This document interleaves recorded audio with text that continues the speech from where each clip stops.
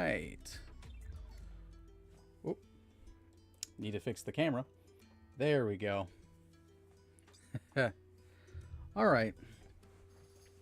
What's up, everybody? Play-in tournament time. It's been a while since I've done something like this. As you can see, I have the Cavs one up here. Let me switch over to the correct game. I'm gonna do something a little different this year. Where, whoops. ESPN, thank you. Why did it kick me all the way back? Game has already started. I was really late in getting this set up. Let me get the game audio going here. What I'm going to try to do is just to kind of like help with the what you call it, the audio a little bit. I'm going to have the audio playing in the background of like the game, just so that way everyone can kind of hear it. But I'm trying to adjust this. It's not one to work. Come here. Oh, where'd that go?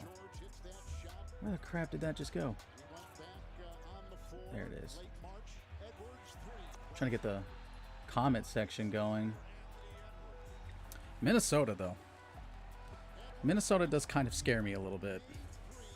I'm definitely paying close attention to this game, being a Grizz fan.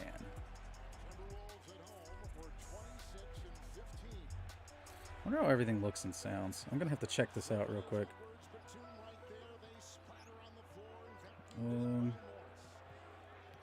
Why is... my Slack is not wanting to work now. And one Reggie Jackson. I'm going to be a little bit behind of what you see right here. Going to be just a tad bit late on all that. Where the... First, I need to see if this is working on Twitch. Make sure it's working.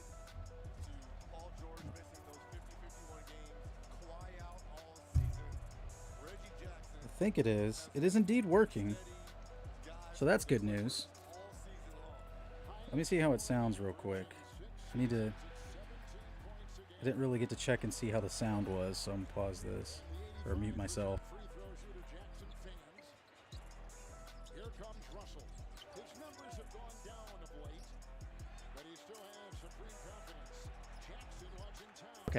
Okay, I can turn up the... oops. I'm still going down here. I can turn up the announcers a little bit more. I'm not showing anything, it's just... I just need to distort it a little bit enough. PG, short.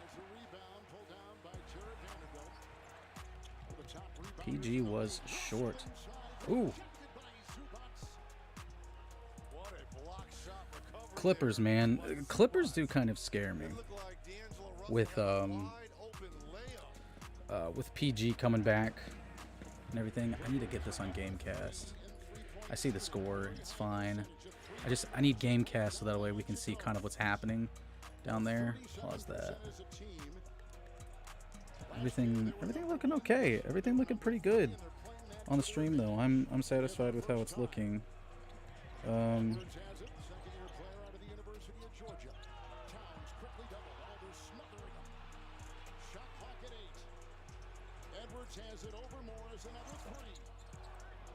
All right.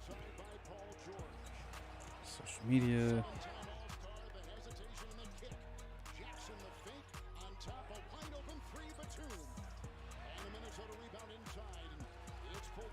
Sweet. Okay, cool. All right, but the stream looks good. We're looking good. Game's tied 7-7. Cat driving the lane, misses it. PG to Morris. Morris up and under.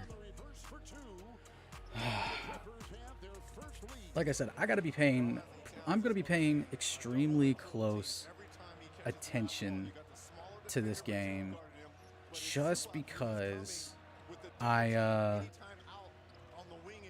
Just because being a Grizz fan, whoever wins this game is the team that Memphis will be playing in their first round matchup. And both teams are really tough. They're both going to be pretty tough matchups, I would think. Anthony Edwards, if you're wondering how far behind I am, Anthony Edwards just missed a shot. I'm having to stream this game, so I'm pretty far behind. I'm trying not to pay attention to this, but it's like I want to look at the camera. I want to look at you guys. It's the same problem that I had last year. Because what I need to do is I need to get it switched around so the game play is right here. And then like the screen is recording over here. And I can look at everything like I don't know. Like I can look at the comments here and everything, but it's like reversed right now. I need to get it going the other way. Clippers on a 10-0 run. Okay. Clippers on a 10-0 run. And it's still going.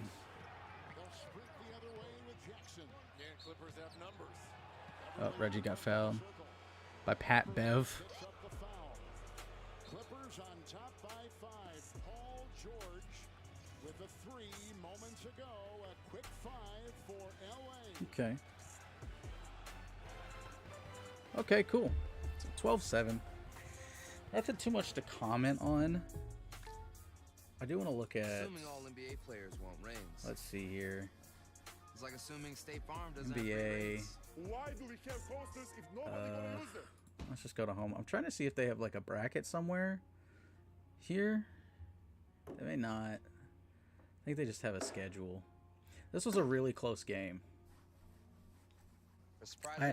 From the look at the first half, Kyrie played phenomenally. Obviously, we can. I want to look at the box score of this game. I'm gonna mute commercials. Screw the commercials. They're not paying us, so they're not paying. You know, BK's not paying us to run their ads. So, you know, if they want to, more than welcome to contact us. VendettaSportsMedia.com. They'll find us. Hit us up on Twitter. Do it, BK. No, you want to. Dude, Darius Garland is a baller.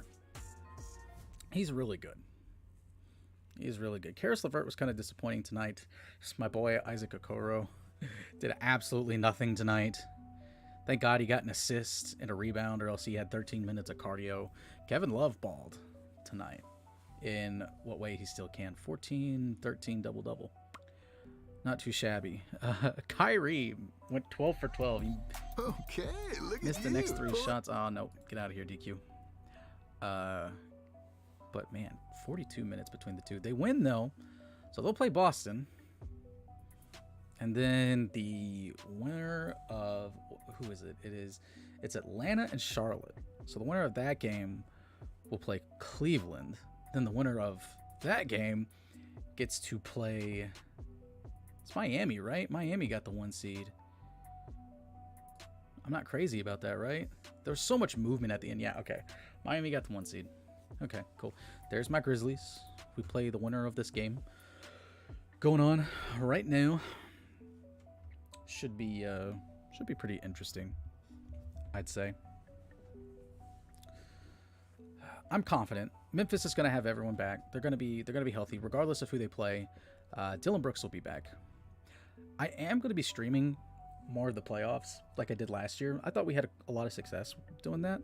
So that's why I'm doing it tonight, just to play. And I wasn't able to do the first game just because I was pretty busy. And I was having some trouble with OBS getting the stream working. But obviously we have it working right now. So big dubs there. But also, I will not be streaming the Saturday games because hopefully I still get to go. But I have tickets for Game 1. And I'm also trying to get tickets to Game 2 to go see Memphis and whoever they play. So, there's that. As for the 8th seed games of the second part of the play-in tournament, I don't know if I'm going to stream those. I may stream, if I have time, just the ones that like mean something, you know?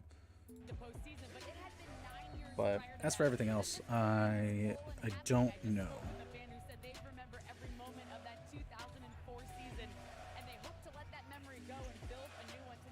Oh, turnover.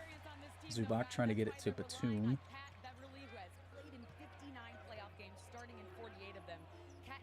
Wow. Pat Bev has been in a lot of playoff games. Holy cow. And he just nailed a 3. Okay. It's bad if Pat Bev is nailing three-pointers on you. You gotta... Which, I mean, you live with that, I guess. Honestly. Zubac again at the top. Oh, they're going to get Paul George on an elbow. Offensive foul. Dude, the Clippers, if they had Kawhi healthy, first off, they wouldn't be in this match in the play-in, if that were the case. But, man, if they had Kawhi healthy, they're dangerous, dude. They are so, so dangerous.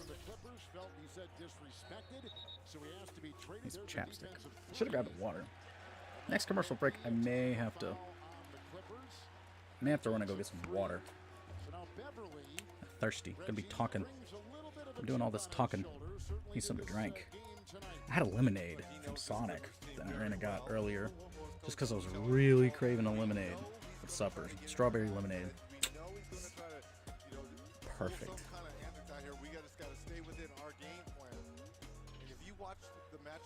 Timberwolves timeline. Wow, yeah.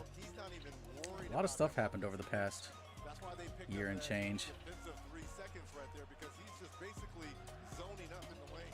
D'Lo.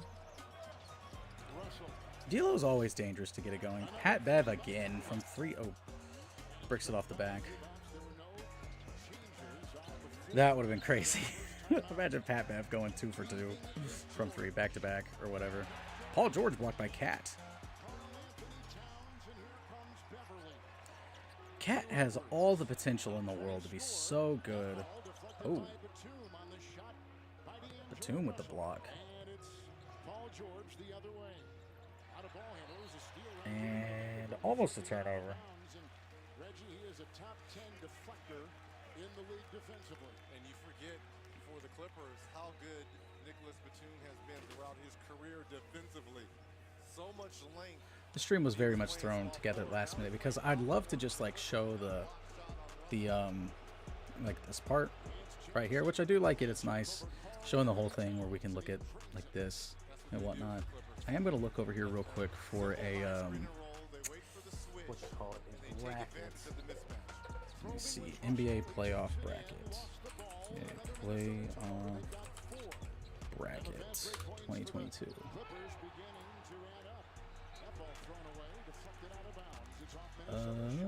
That's not a great one. I can't even see that one. Like what? I can't even see that. Can I save image? Let me see. What if I wonder if I could save it and then like open it up and then just have it over here.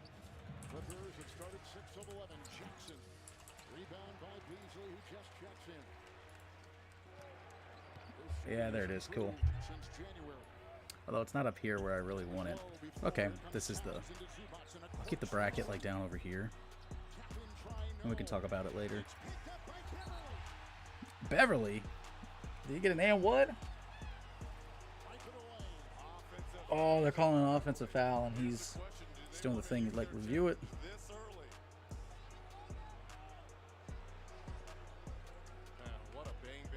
That is close. Oh, that camera angle does nothing for us, NBA. He was ejected the other game, the last game of the season Oh, for Minnesota against so the bad. visiting Chicago Bulls. It's George again, the hesitation. PG kicking it out. Reggie looked like he got blocked from the backboard, and they're calling an offensive foul on Cat. In the back of Zubac. So here's the inexperience of Chris Finch's Minnesota. Every single call, they're complaining to the official. And when you get into playoff or play-in basketball, which this is, you've got to focus in on the game plan, and it's got to be on to the next play. You can't expend useless... I just now realized they had the regular season series right over here. That's interesting. One more. Oh. Norman Powell. That is a pickup. Super underrated for the Clips. Whoops. Hit my mic. Terribly sorry about that. Super underrated pickup.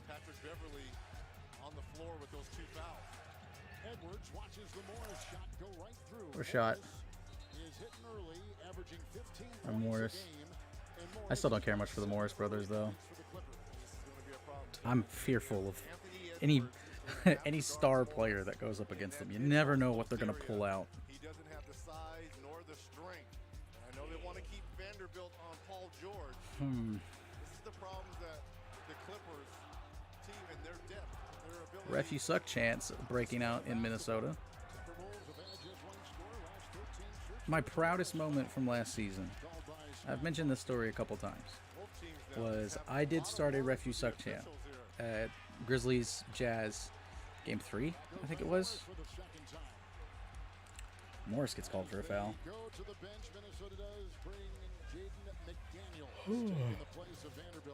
Man, tired. Been a long day. I got a long day tomorrow too, especially with the threat of tornadoes around. That's never fun. Morris got slapped with a tech.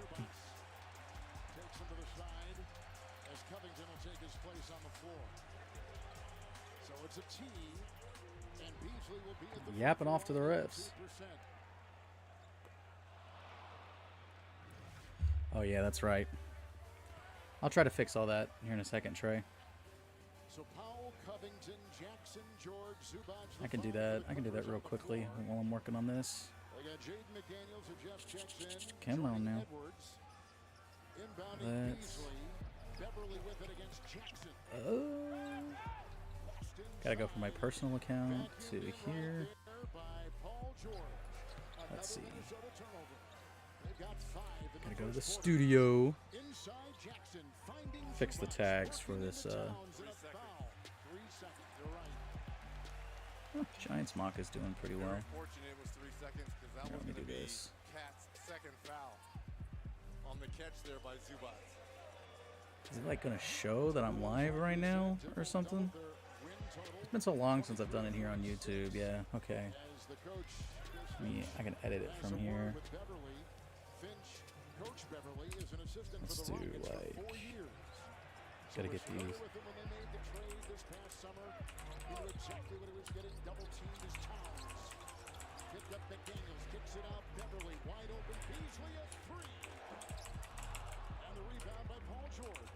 Minnesota's got one score. The last 15 trips and a foul called on Minnesota's Jaden McDaniels. Adding a bunch of hashtags to the description. What else do I need to put in here? The free throw line is Paul George. Paul George going to the free throw line. BT Dubs. March 29th. He's missed over 50 games this season, but they got him back. And since he's been back, his free ball's been going in over 50% of the time.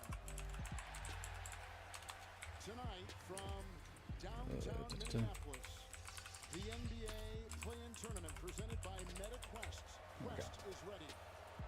Oops. And it's brought to you by the all-electric EV6 from Kia, the official automotive partner of the NBA.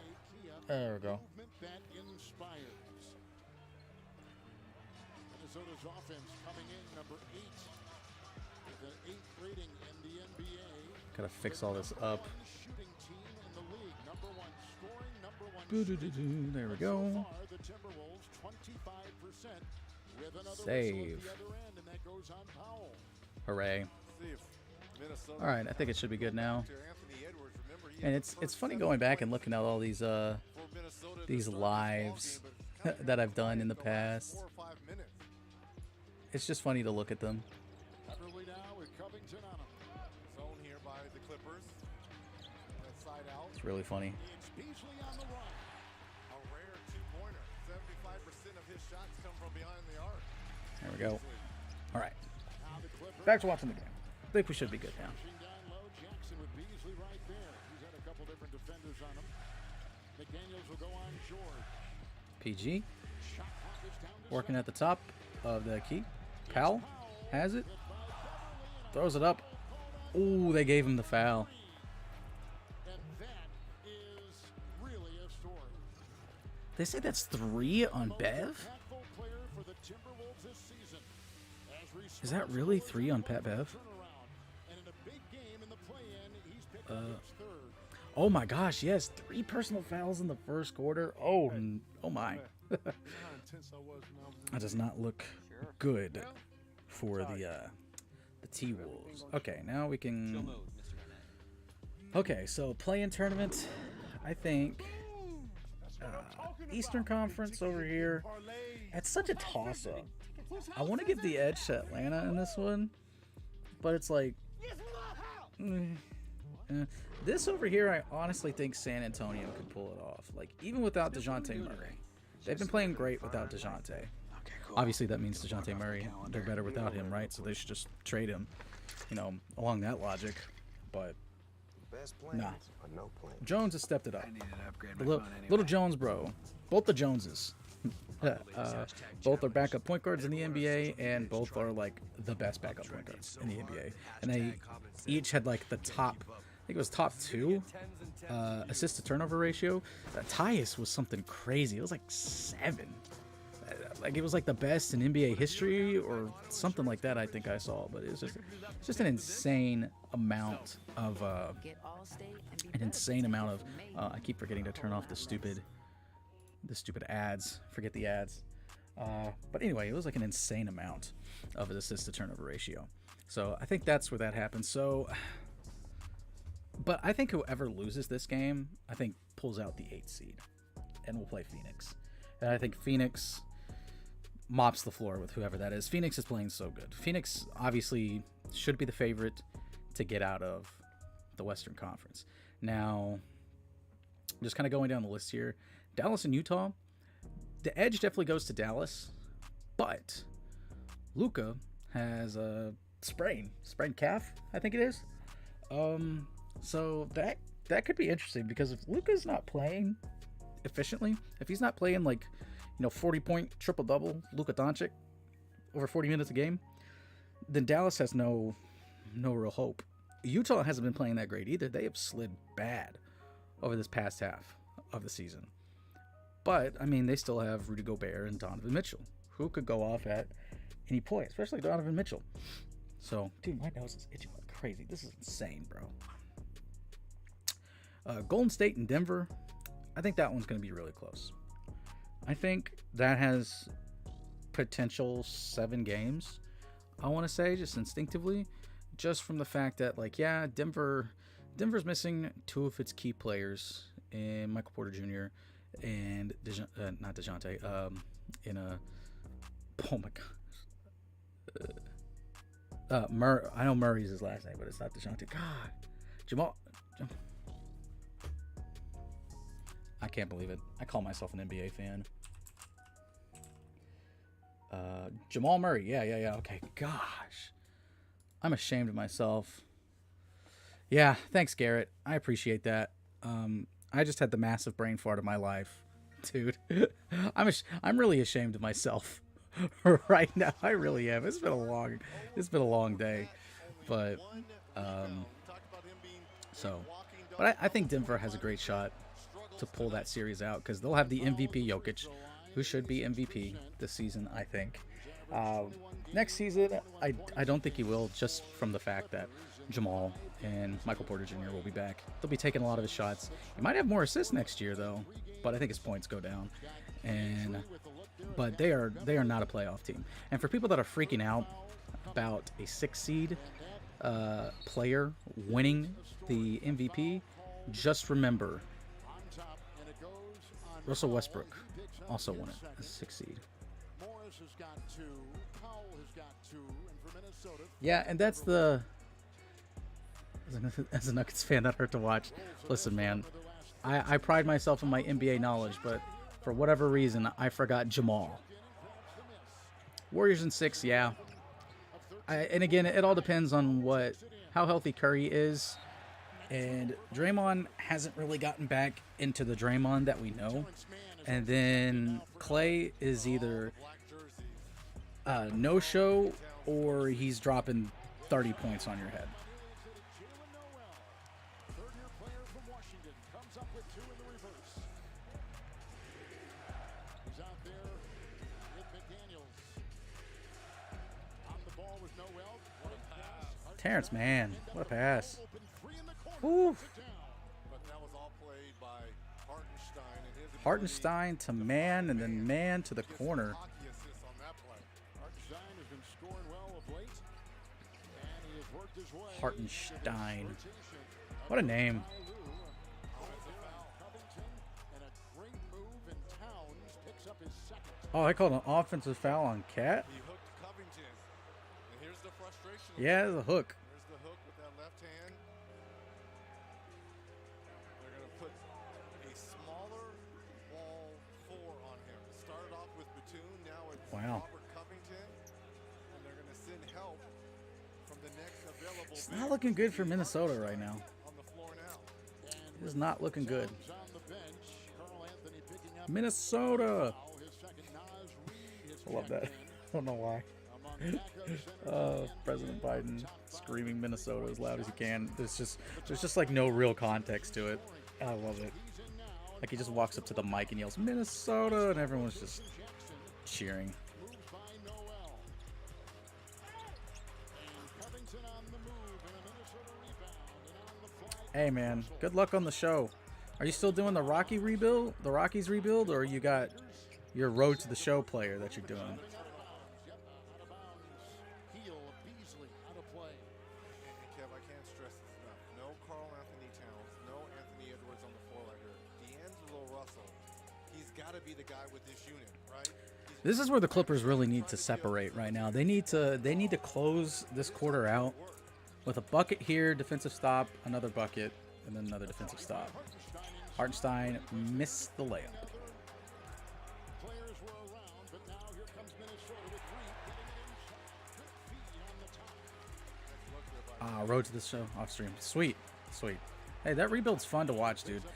I really want to play it, and obviously, like, I have an Xbox One, so I could play it, but because it's so cool that it's on Game Pass day one now. I love that Microsoft has done that, worked that out somehow. But since it's a last gen console, like MLB The Show 21 did not run really great on my last gen console. So I'm waiting for a next gen console to play this game, or any future iteration of the game, I would say. Regardless if I get an Xbox and I have to pay for it, or if I get a PlayStation and I have to pay for it, or an Xbox and I get to play it through the Game Pass. 3 seconds, 2 seconds, D-Lo to... Is that... Daniels, okay. Bugs quite a bit on next gen. That's tough. Yeah, I feel like they got lazy with this road to the show. I feel like, from what I heard, it's like road to the show, or MLB The Show 21.5. And that, like, really the only thing that's changed is I think some of the announcers may be different. You hear the train in the background. I live like 150 yards from a train track. But they, like, I think that they changed some of the announcers, and then it's like the DH is in the NL, the National League now. All right, time to mute these. I don't even really care for that quest. Commercial. But anyway, back to the play. Well, not the play-in tournament, but the brackets. Looking at the brackets, so I think Denver could do it, but I do agree with Garrett. I think Golden State does pull it out, but it just depends. It depends on what Steph's situation is. Which I did hear a rumor today that the announcer's correct. Otherwise, the exact same game, basically. Yeah, okay. I thought so. Just from like listening to your game, the announcers sounded different. So, all right. So Memphis and then the 7th seed. Oh boy. So this is interesting with Memphis, and obviously I could spend the most time talking about this because I could talk about literally the matchup between both teams and what I think.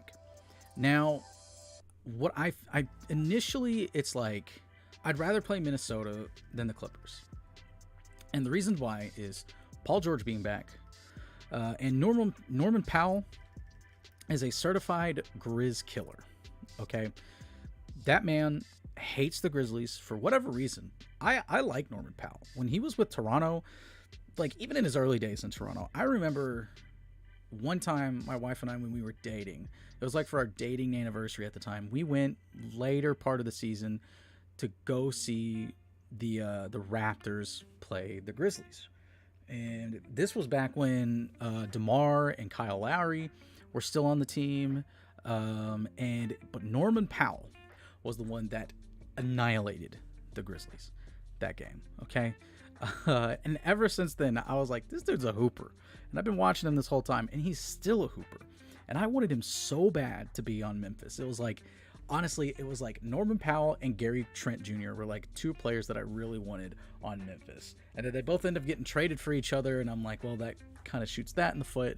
And then he gets traded to the Clippers. And it's like, now he might be untouchable because he's in a great position to win a championship. Not this season, but next season definitely, if the Clippers can stay completely healthy.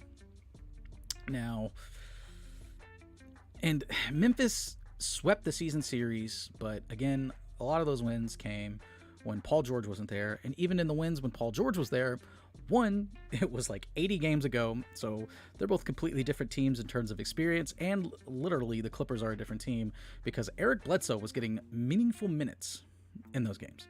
Okay, Norman Powell was not playing in those games. They also have Robert Covington, who he's probably not, I don't think he carries as much as the reputation these days as being like one of the top 3-and-D guys in the league. But I mean, he's still dropped 40 on your head. He did it a few weeks ago.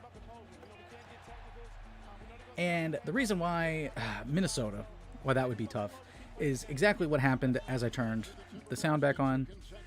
D'Angelo Russell, also certified Grizz killer. He hates the Grizzlies. He seems to be the greatest three-point shooter of all time when he plays against Memphis.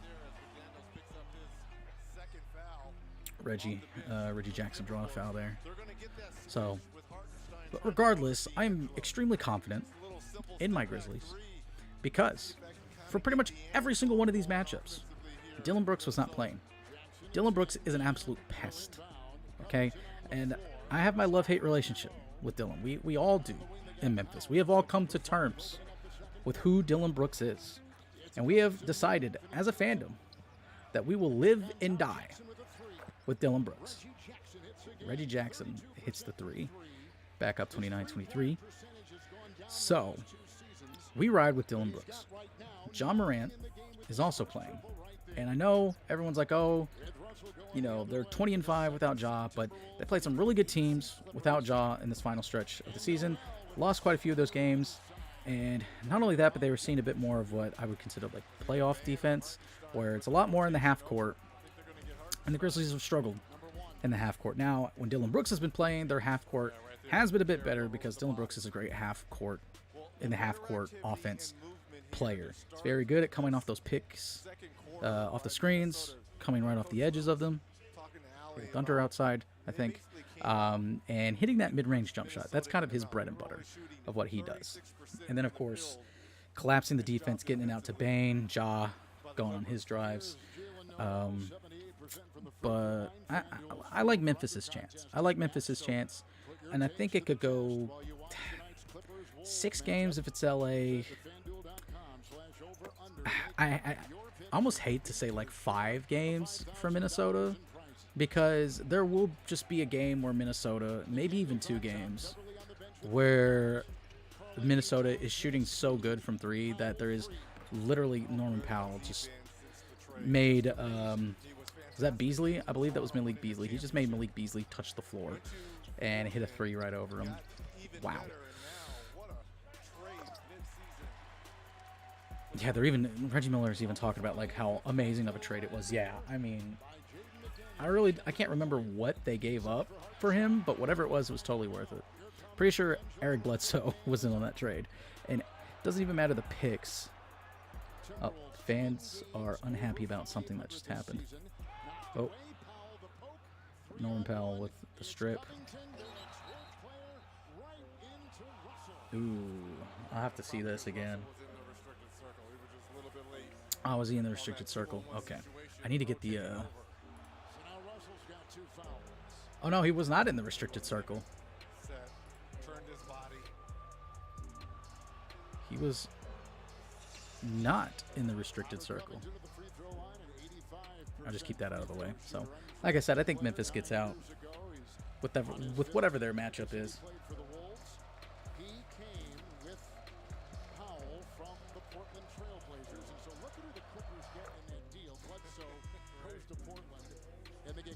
Check on something on my phone here. So many fouls in this first half. It's kind of insane, to be honest. I wouldn't expect this many fouls this early in the game. Usually they let players play.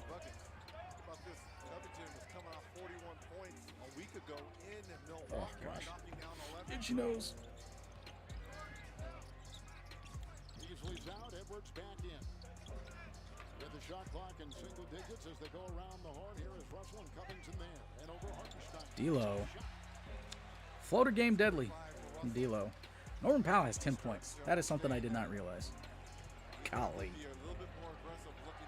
See, that's just how sneaky good Norman Powell is. I feel like that's been a quiet 10 points, and he's 3 for 3 from the field. Take foul. I do hope they do something in the future to address the like the foul situation where it's like a fast break. That's what I'm saying. I'm not even sure he touched him. It looked like he was going to take a take foul, but he didn't. I think the official actually looked like he didn't touch him on there. That's what it looked like. Rolls at one time in that first quarter, missed 11 of 12, but now Minnesota has made 6 of their last 7 shots. And here's the problem. They're taking a look to see if this was a clear path, and they're going to see that the official, Tom Washington, kind of missed the call right there.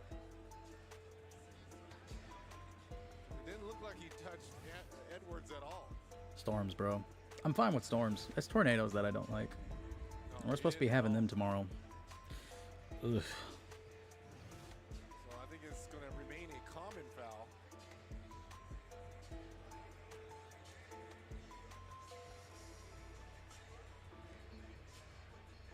Well, the Clippers story is a familiar one. Of course, they've been without the terrific pro, the NBA champion, Kawhi Leonard all season. Let's see here. Let's go back. While they're discussing about that foul, because they're checking for if it's a clear path. So that's the West. Eastern Conference, I think whoever the 8th seed is, I think Miami beats them. Pretty straightforward. 5 games maybe, I'd say.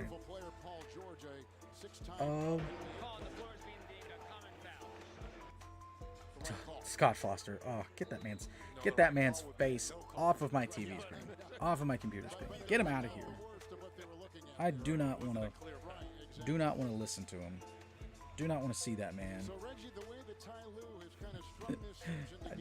I do not care for him. Developing players, and now he gets George back. They may, should they advance and move forward into the month of May, they may get Kawhi back, but there's no promise. But just having George back has meant the world to the team. Oops. Well, Terrence Mann, who played 81 games, I just realized I typed in NBA play-in for one of the hashtags, and it's like play in. It's spelled, I accidentally hit the in twice, so it's like an in as like where you stay at, like a hotel. That's funny.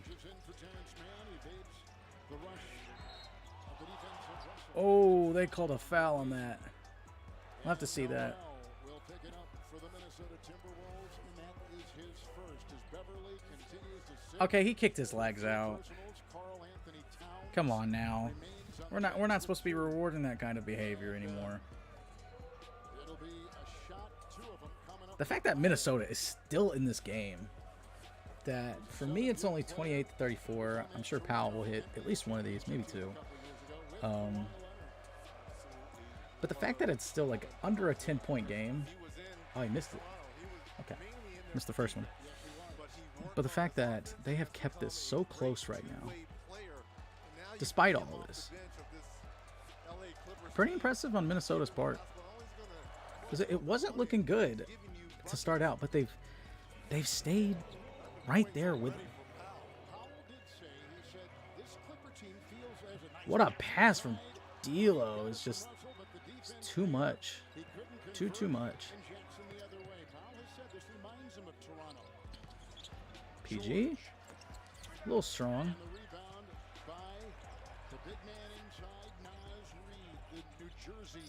High school star who went to LSU and is now in the NBA, and 8.5 to play in the half with the Timberwolves.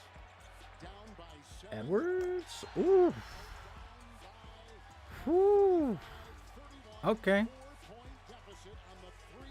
Okay. 3-point shot is keeping them within striking distance. Rocco with the three-pointer. Clippers are just as good as a 3-point Okay. shooting team as Minnesota. Yeah, both of these good three-point shooting teams. Edwards, top of the key again. Naz Reid setting the screen. Step back. Anthony Edwards, dog. Imagine if that man actually cared about basketball. Imagine if that man actually cared about the sport. How good could he be? He might be the best to ever do it if he actually cared. Because if this is him just like, yeah, basketball's all right, you know. Like in his early interviews before the draft, his pre-draft interviews. Oh my gosh, he missed it. Okay, that was pretty funny. He was laying out of bounds and the ball just came right at him and he caught it. Like, Anthony Edwards is good. Dude, he is a hooper. Straight baller. Shot caller. 20-inch blades on the Impala.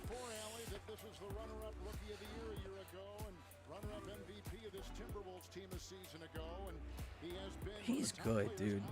Like, again, imagine if Anthony Edwards cared about basketball. Imagine if he didn't want to primarily be a rapper, or, you know, Norman Powell again from the corner, dude. I'm telling you, Norman Powell was big for this Clippers team. Paul George, Norman Powell, Kawhi Leonard. It's gonna be deadly. Deadly. I still want Minnesota to come out and win this, man. I think their inexperience as a team would hurt them, and I think it's hurting them right now. But, man, Anthony Edwards trying to keep him in it.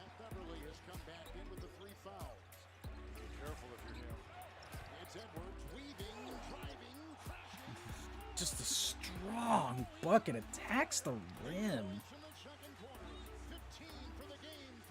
15 for Anthony Edwards. Okay, yeah, I see it down there too, yeah. 3 for 4 from 3.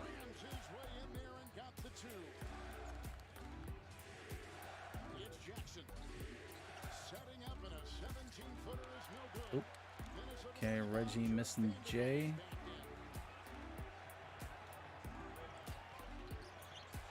Oh my gosh, make that. Oh, that was such a good move. Left the defender in the dust with the behind the back.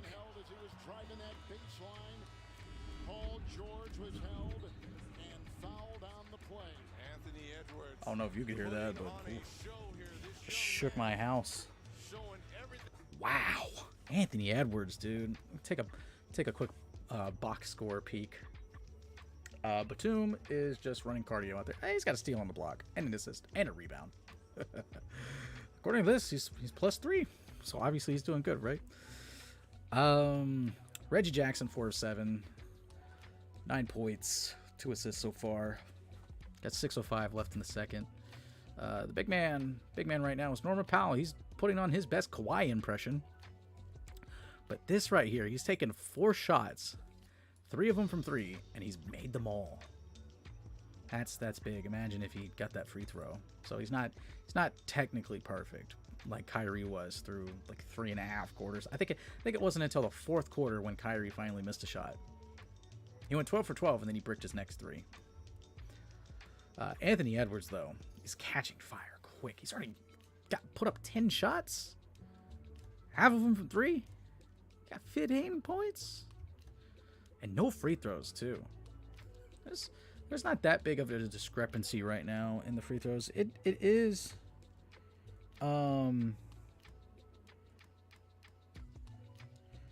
it's just Memphis. The Grizzlies were tweeting about the tornadoes that are possibly going to be hitting tomorrow. And so they're like, oh, an event is being moved a day. So there's that. Did I just see Jimmy Garoppolo in a Subway commercial? Okay. Oh, that's right.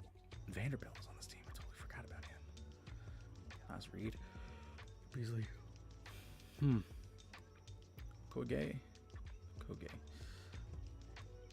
All right, cool. So go back to Gamecast for whenever it comes back up. We can continue to go back through the playoffs. I was getting to this Philly and Toronto series, and this Philly-Toronto series could be really interesting because Nick Nurse is a coach, okay? Nick Nurse, I saw this on Twitter. Nick Nurse could give Doc Rivers the entire playbook of the Toronto Raptors, tell them exactly what they are going to be doing in the playoff games. And Nick Nurse would still outcoach Doc Rivers. And I believe that to be true. I think Doc Rivers is pretty overrated as a coach. He's won 1 championship and couldn't get done with them again, which of course it's always tough to win again. But he goes to the Clippers, has great teams after great teams, and just continuously cannot get it done. And then goes to Philly, and I don't know, man. I don't know. James Harden isn't himself. He's playing horrendously over the past month of basketball. Maybe is this the decline of James Harden? Is this it for him? Should have stayed with Brooklyn, in all honesty. And then Toronto. I mean, Toronto has ballers. Fred VanVleet, Precious Achiuwa. They got hoopers on that squad. Precious Achiuwa looking like KD in one of their last games. I mean, he's just walking up and walk up 3-pointers. It's insane. And Joel has struggled against this team in the past. They also still have Pascal Siakam, OG Anunoby. There are some hoopers on that. I think that's going to be the favorite upset that a lot of people call. Just because it's like Toronto was somehow was a sneakily got in at the 5 seed. Now Powell should have had that. So, I'm trying to think. Do I want to go with the crowd and be like, oh yeah, Toronto? I think that could go 7. I think that's easily a 7-game series. And I don't know which way it could go. I could see it either way. I could see just the pure talent alone and here's another thing. We're potentially 3 games, depending on how long the series goes, will not play because he's not vaccinated, and because in Canada they still have the vaccine mandates for players. I guess it's technically for your job or whatever. You have to be vaccinated to go to your job, and this is his job, so he can't come into the U.S. or can't go from the U.S. to Canada. He would not be able to play. That's kind of low-key underrated. That is one of their defenders. So it's going to really have to fall on Tyrese Maxey to really pick up that slack on the defensive end and even the offensive end too. And Tobias Harris is a wild card. Although Doc Rivers has been the Tobias Harris whisperer in the past. I just don't know. I feel like Tobias is insanely overpaid. He basically got a 2K contract. I feel like, you know how in 2K, 85 overall players are winning $30 million contract, 83 overall players are winning $30 million contracts. That's basically what that felt like. And I like Tobias Harris. I just don't think he's the... I just don't know what to think of him anymore. I still like him, but as for, like, where I'd put him on, like, a tier list, I don't know. Kind of forget about him sometimes. Bro, the trains and the thunder gonna be very annoying over the coming days. I'm sick of trains, honestly. As tomorrow that we get the 10 and 9 seed games. I gotta listen to something real quick. I'm going to be curious what Charles and Shaq say at halftime, because these are two guys that probably have faced what Karl Anthony Towns is facing right now when a team has made adjustments towards your game. And how do you get out of it? Towns into Jackson, out to Beverly, up to Beasley. As they try to work for the open shot, a three, no good by Malik Beasley. Here comes Jackson the other way, sprinting down floor. Finds Zubats against Edwards. They rotate to Batum with a good move and a drive down the baseline. Edwards got the ball and the hand and the foul. My goodness, that looked like a nice rotation over there by Anthony Edwards. Let me see if he got wrist too. That's the second. The left hand was low. Oh man, maybe down. This is a good block up top. Oh, that's pretty good. That's pretty good. All right, I gotta stop listening to this weather update. Was what I'm looking at. That was a clean block by Anthony Edwards. Okay, that was clean. These refs, the Timberwolves are getting rooked right now, man. That's two calls by Tom Washington. I felt they've been a little questionable here in this first half. At the free throw line, it's the Clippers, 9 of 13. Timberwolves, 2 of 4. Okay, listening to a weather report update. That's what I was doing. Clean block by Edwards, by the way. Clean block. Will defend Karl Anthony Towns. A drive, ramming. They finally got a foul call. Cat is celebrating the fact that they finally got a foul call. That's funny. He was just like, yes, yes, we got it. Game changer. Lightning detected 0.3 miles away from my house. Great, or at least my town. Oh. Oh. The playoffs are so much fun, man. It's honestly the best time to be a basketball fan. Let's show the replay of Cat getting excited about getting a foul. But the playoffs are so much fun to be an NBA fan. Man, we get... That's a heavy-ass rain coming down out there. But we get some of the best basketball on the planet because we've got the best going up against the best. Well, in some cases. Sometimes the team makes it into the playoffs and you're like, yeah, are they really that great? By NBA standards, maybe not. Paul George missed that layup.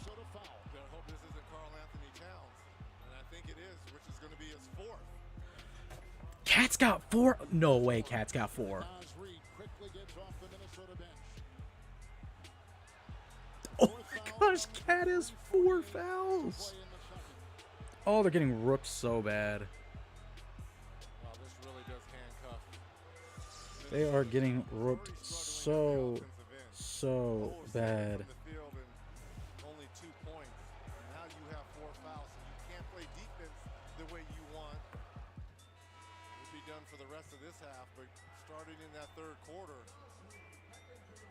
So Towns will take a seat on the bench. The 2-time All-Star, the 3-point shooting champion at this past year's All-Star game in Cleveland. That's insane. They are getting rooked so bad right now. I even just tweeted that out. They are getting rooked.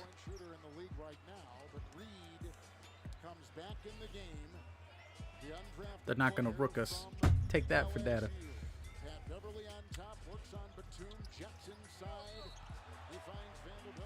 Okay. About to say, because if you're calling that on the other side, you got to call that a foul too. Old-fashioned basketball now. The game has slowed down because of all these fouls and free throws, right? Oh no, that's Zubac's picks up number 1. that shouldn't be on Zubac. That should be on Batum. So Vanderbilt at the free throw That's what that foul should be on. Batum got him across the arm, like right here, going this way. We remember the words of Coach Chris Finch a couple months ago talking about Jared. He That's said what the foul he's got should to be the hardest worker on, in the NBA. but I've never been around a player. it's not. Brick for the first free throw. Go back Somebody to game has count. fallen, a arena worker has fallen at the other end, and you can see right now, I'm not sure if she fainted or fell, but they are assisting her, Oh my. That's not good. and out she goes. You know, I say it's an arena worker. It may have been somebody else. Because they quickly got her up and got her off in a hurry. Did she? If she fell, is there blood down there? Oh, okay. I A think we've been woman told fell. there was a protest, and I think she was writing something on the floor.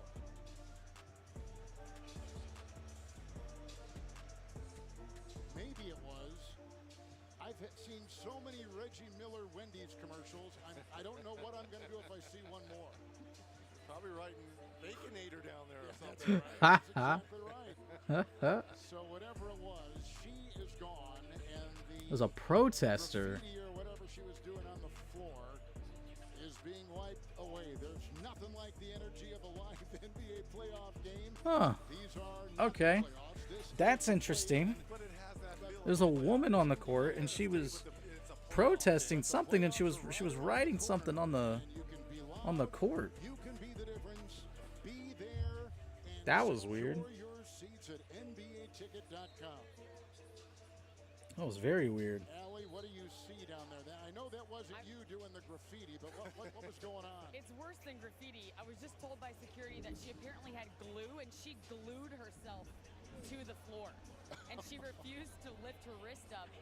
And I don't mean to laugh, but this really happened. She glued her wrist to the floor, and they were trying to pull her off, and she was resisting, trying to keep her wrist glued down to the floor. It was a protest of some sort, I'm assuming. Allie? I What? think it's a fair assumption. I'll get some clarity on the Okay. purpose of it, or maybe we don't talk about it again, Or maybe depending we just, on what the yes, answer is. I've never seen that before. This is the first for You and me me, both. and I've been around the game close to 30 years. So a woman glued herself to the court. Making his way in the paint for a That is so weird. hand on it. It's gobbled up by Jared Vanderbilt, and quickly the Wolves the other way, led by Beverly. That's hilarious. Down the lane. Pat Bev, what a layup. Wow. Wow. He's got 5. They're only down by 4 points, Right. but doesn't it feel like they're down double digits? It does. It was That's so a funny. A 9-point woman gluing lead, herself to now the double floor. digits. And Beverly playing with foul trouble and trying to keep the bleeding at bay with Towns, their best player, on the bench with 4 per That's game. hilarious. Morris, Batum, and Jackson. Under 3 to go. 45% for the Clippers. Fix They my have hat. Ron Cole maneuvering for I got some 2 dry points. skin, dude. Another miss. I need to moisturize. Minnesota, he's got 6 now. Vanderbilt averages 8 a game. Beverly outside. It's a 3.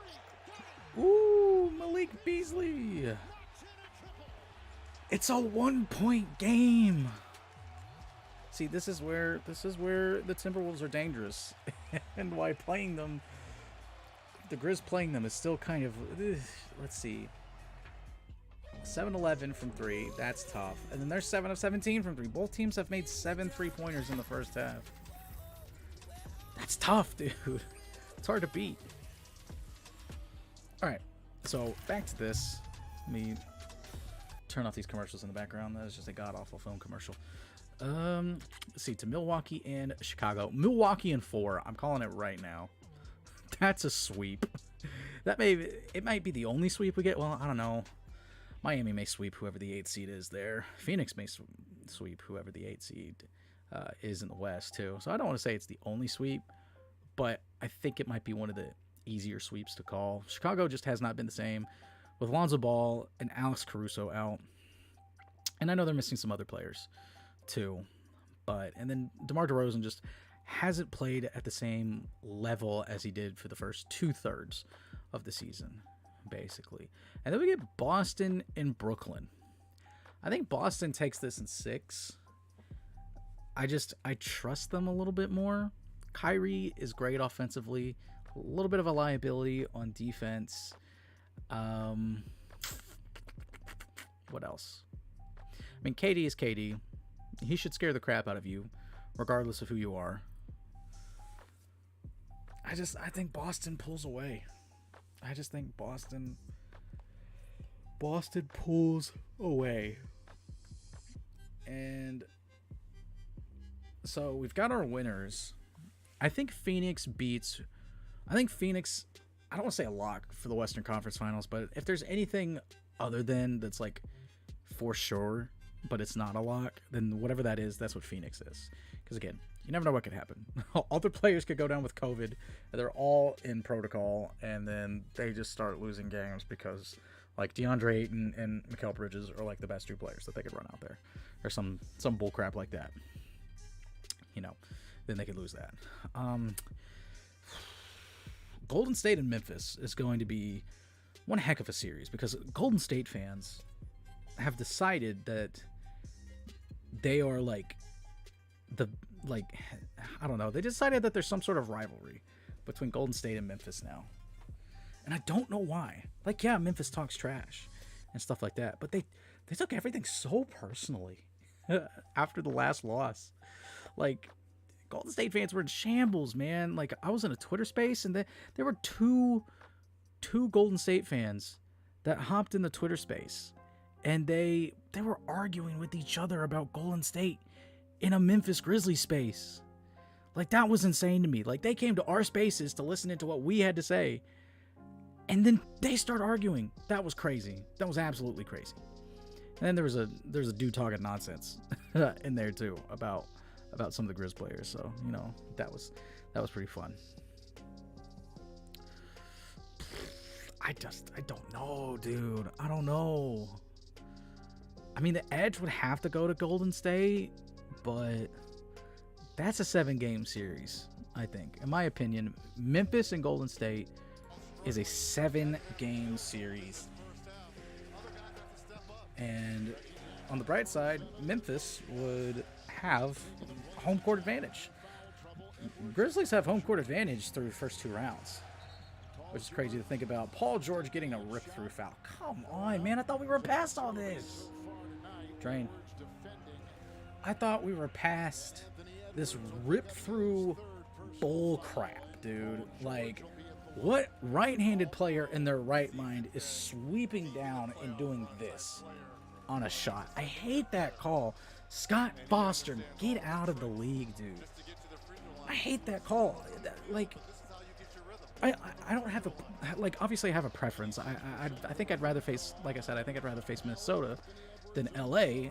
I'm confident in the Grizzlies' abilities to beat either one of them, but I hate that call in basketball in general. That rip-through call is so terrible.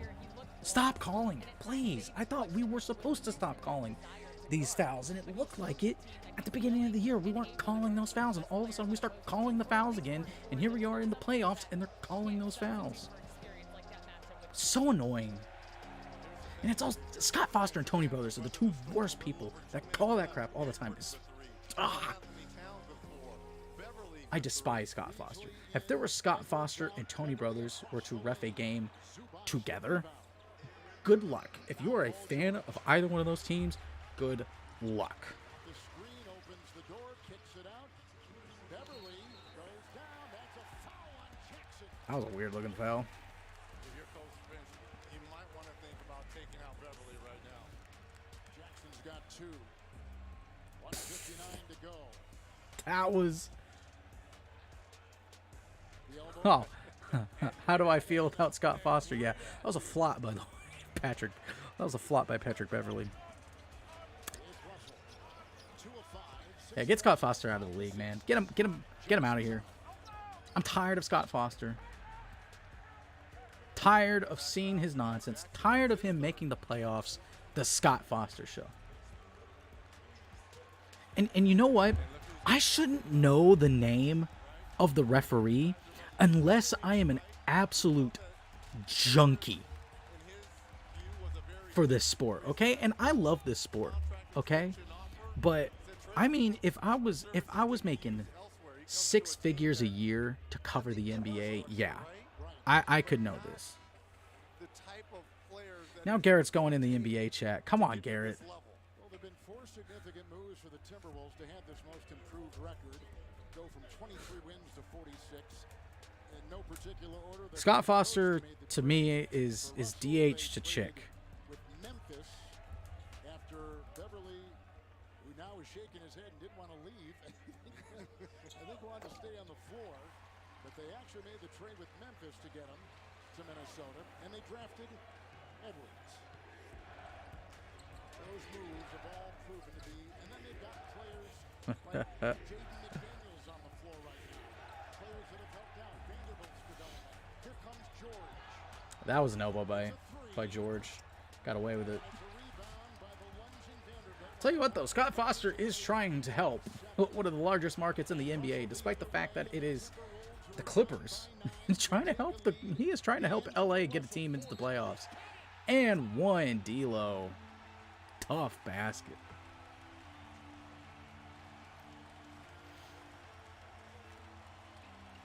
That was a tough basket. Yeah, that was a foul. Rocco on the foul.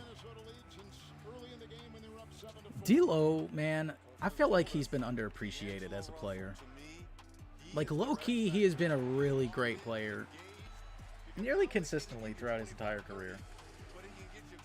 Like, how many of us back in the day were doing the ice in the veins thing after hitting the 3? Because that's what D'Lo did. We got a lot of D'Lo back in the day because the Lakers were absolute cheeks. But still the Lakers. And so, of course, they had to show the Lakers on TV. Even though they sucked, they suck now. Still get a TV full of them. LeBron ain't even playing. Oh, on the court, on the floor. And he's got his first.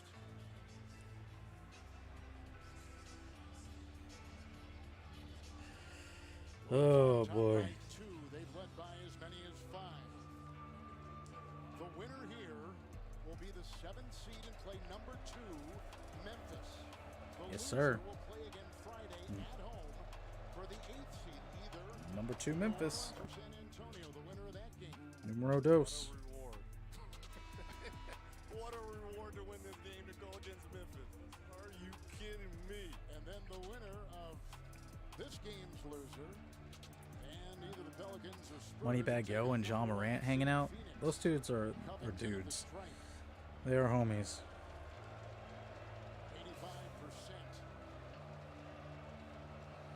85%. Ooh, Albert Pujols hit his first home run back as a Cardinal. That's beautiful. That's really beautiful. In the second of the game with 2 lead changes. I'm just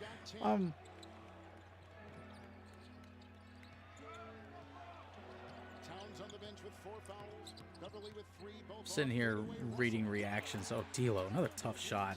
Timberwolves have the lead. Oh my gosh. 10 and 11 points second quarter, which has been huge for Minnesota. Timberwolves might pull this up. And I can't Scott Foster, what are you doing, bro?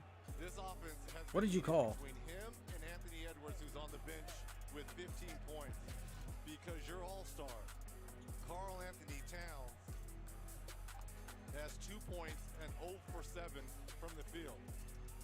Also has the last 6 Timberwolves points. 38 in the second quarter. Shot clock. Ignite. PG got it. PG pull up. PG brick. That's a bad shot. Rebound for Vanderbilt.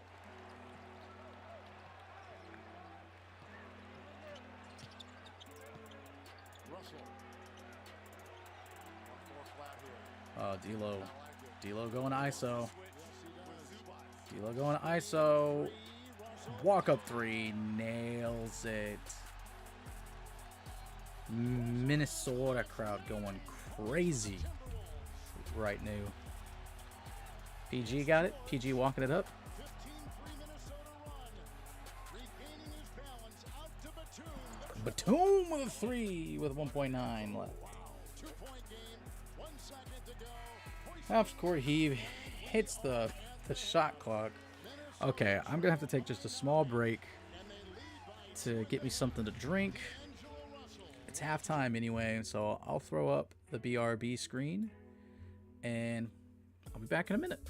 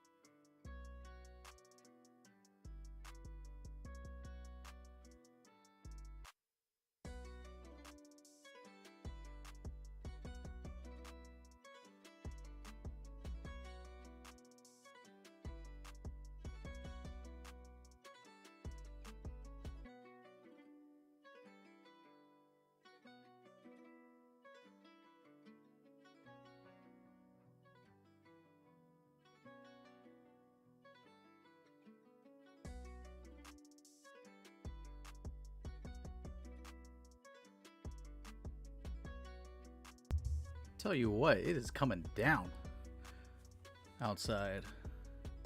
Storming, thundering, lightning. Sorry, drink my water out of my mason jar. I wish it was moonshine.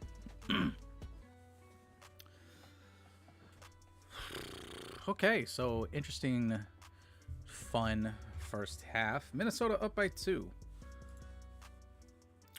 Bet.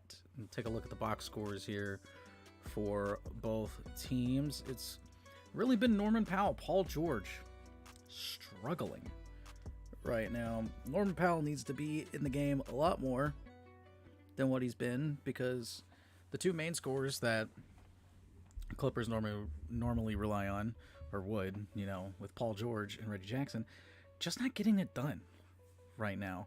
Reggie Jackson is shooting pretty efficiently. It's just, you know, he's not extending the court any. It's all drives to the basket. And then we got Paul George, 2 of 10 from the field. He's 4 of 6 from the free throw line. No.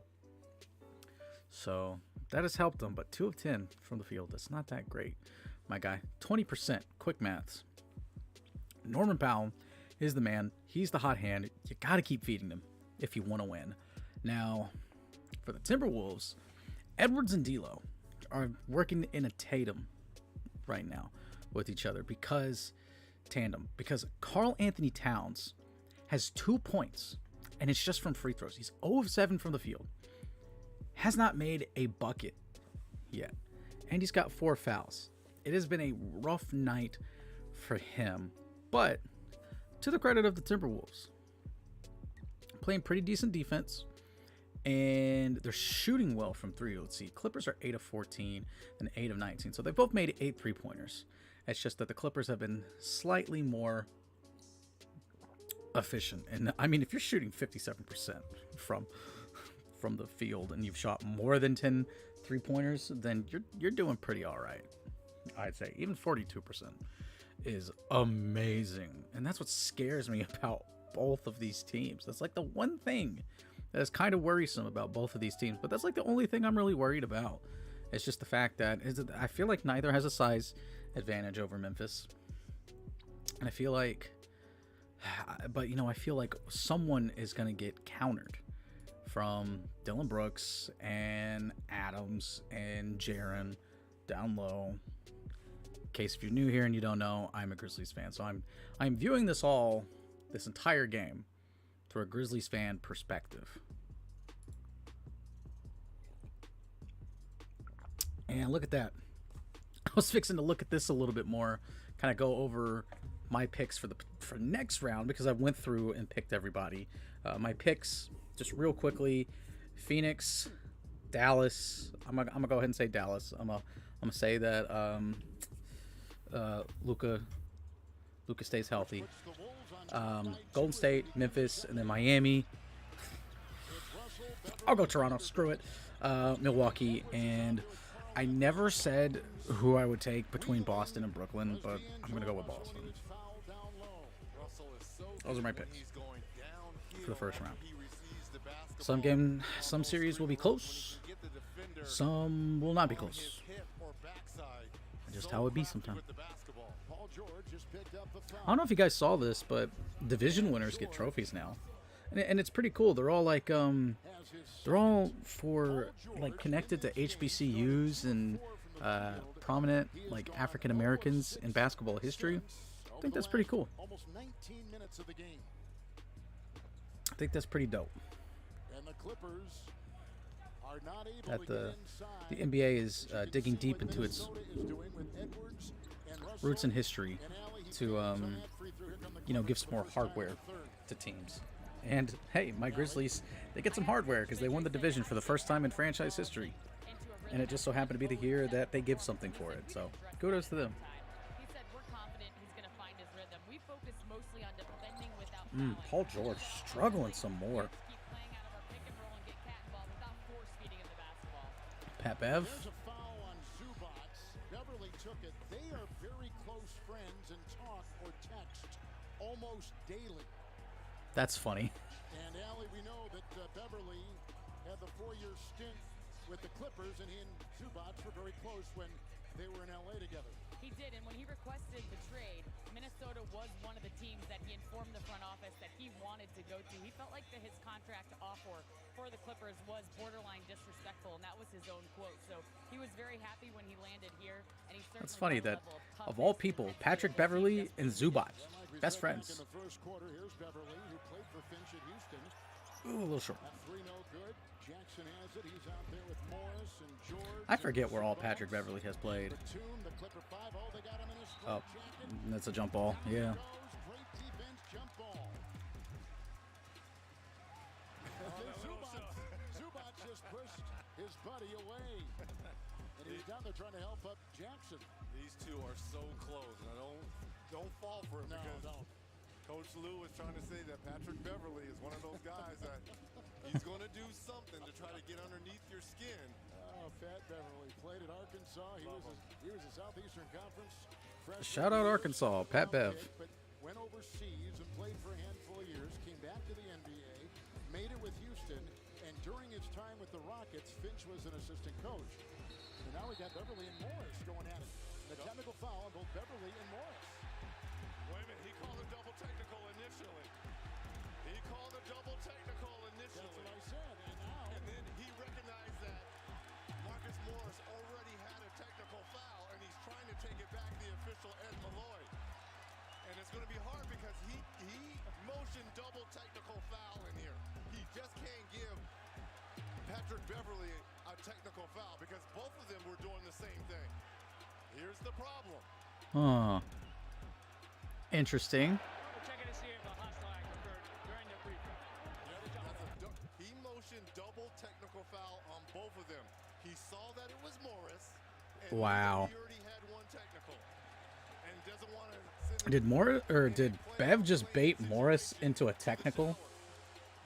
Did I just say Patrick Beverly was going to do something to get underneath your skin?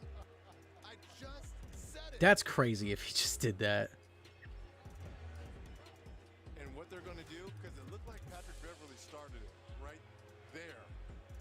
So they might just give Patrick Beverly the technical foul because he started it. Yeah, I mean, like, Because Morris is not doing anything. I'm not. Scott Phillips.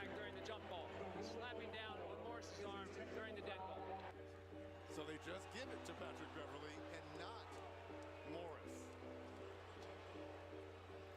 It's like, yeah, I agree with that. It shouldn't have been a double technical. Like, yeah, like getting a little handsy and stuff like this, like kind of a little bit of shoving like that, that's okay. But Pat Bev was just straight up slapping the man.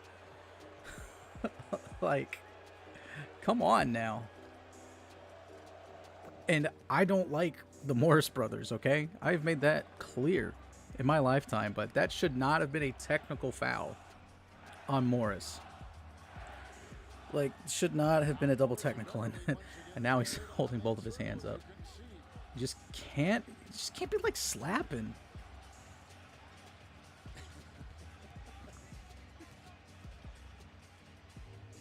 So here's the jump ball. Yeah, that's a Clippers ball. I point like I'm excited. It's a good game so far. Clippers will inbound. I think I saw earlier.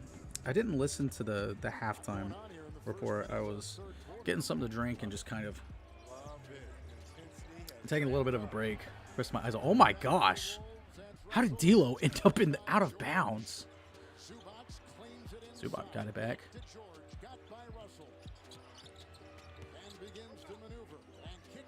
Morris, Trey, brick off the front.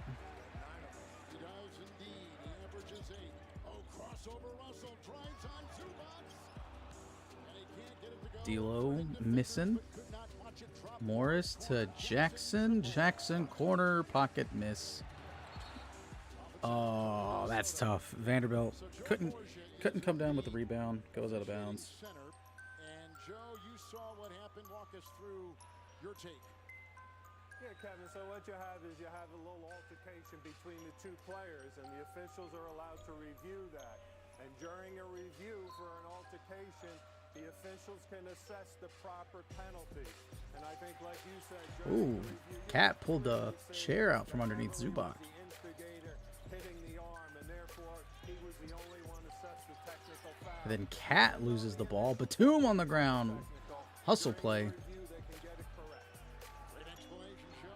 That probably should have been a walk on Reggie Jackson. Zubac, little hook, little hooky, hook.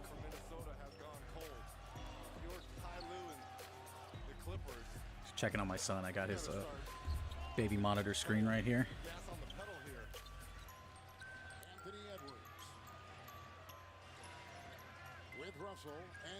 It's a very interesting song playing.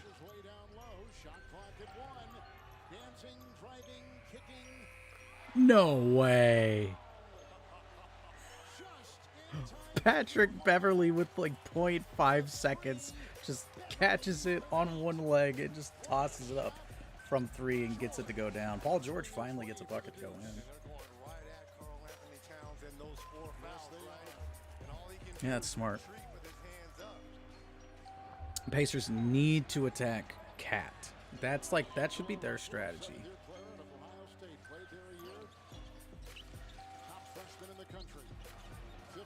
D'Lo, mid-range jumper, is just pure.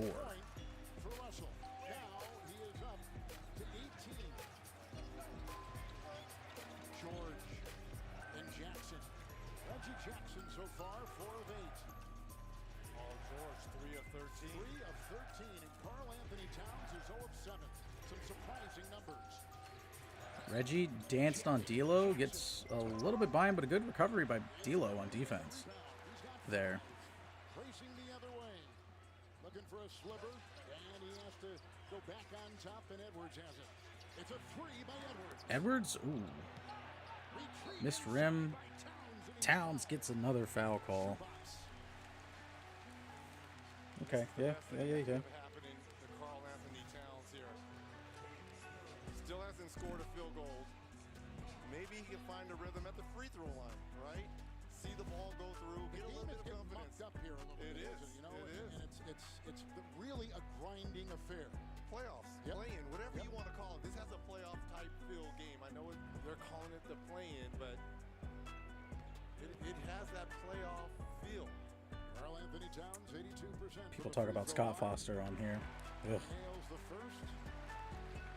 Rookie of the year in the NBA, and he is the 10th most efficient player in the league. So he's living up to the numbers. But Reggie tonight, as we saw a couple years ago in his playoff debut against Houston, when Jimmy Butler was on this Timberwolves team, his performance in the postseason did not match Cat what he did in the regular getting him to go down. Get this out of the way and get this back to Gamecast. Gamecast. Calling out Karl Anthony Towns and Wiggins, saying they both played a little too soft for him. It's Zubac, the former Laker, now Clipper, into Towns. Zubac. Another little hook shot from Zubac. Because they know he can't be aggressive defensively with those 4 fouls. Smart by Coach Lou. Boy, Russell's got great confidence. I thought D'Lo had that. Shot, Batum will collect the ball, and here come the Clippers the other way. 11 consecutive winning seasons. PG short again. Wow. Paul is 3 of 14. PG. Timberwolves come the other way. Is Pandemic P gonna be trending on Twitter again? Oh! I thought Anthony Edwards was about to bring down the house. It's Batum the other way. It's the Batum blocked by Beverly. It's Russell. D'Lo, Ant, corner, 3, missed. Cat rebound. Cat's got a bucket. It's his first one of the game. Cat's going off. He's got 4 in the quarter.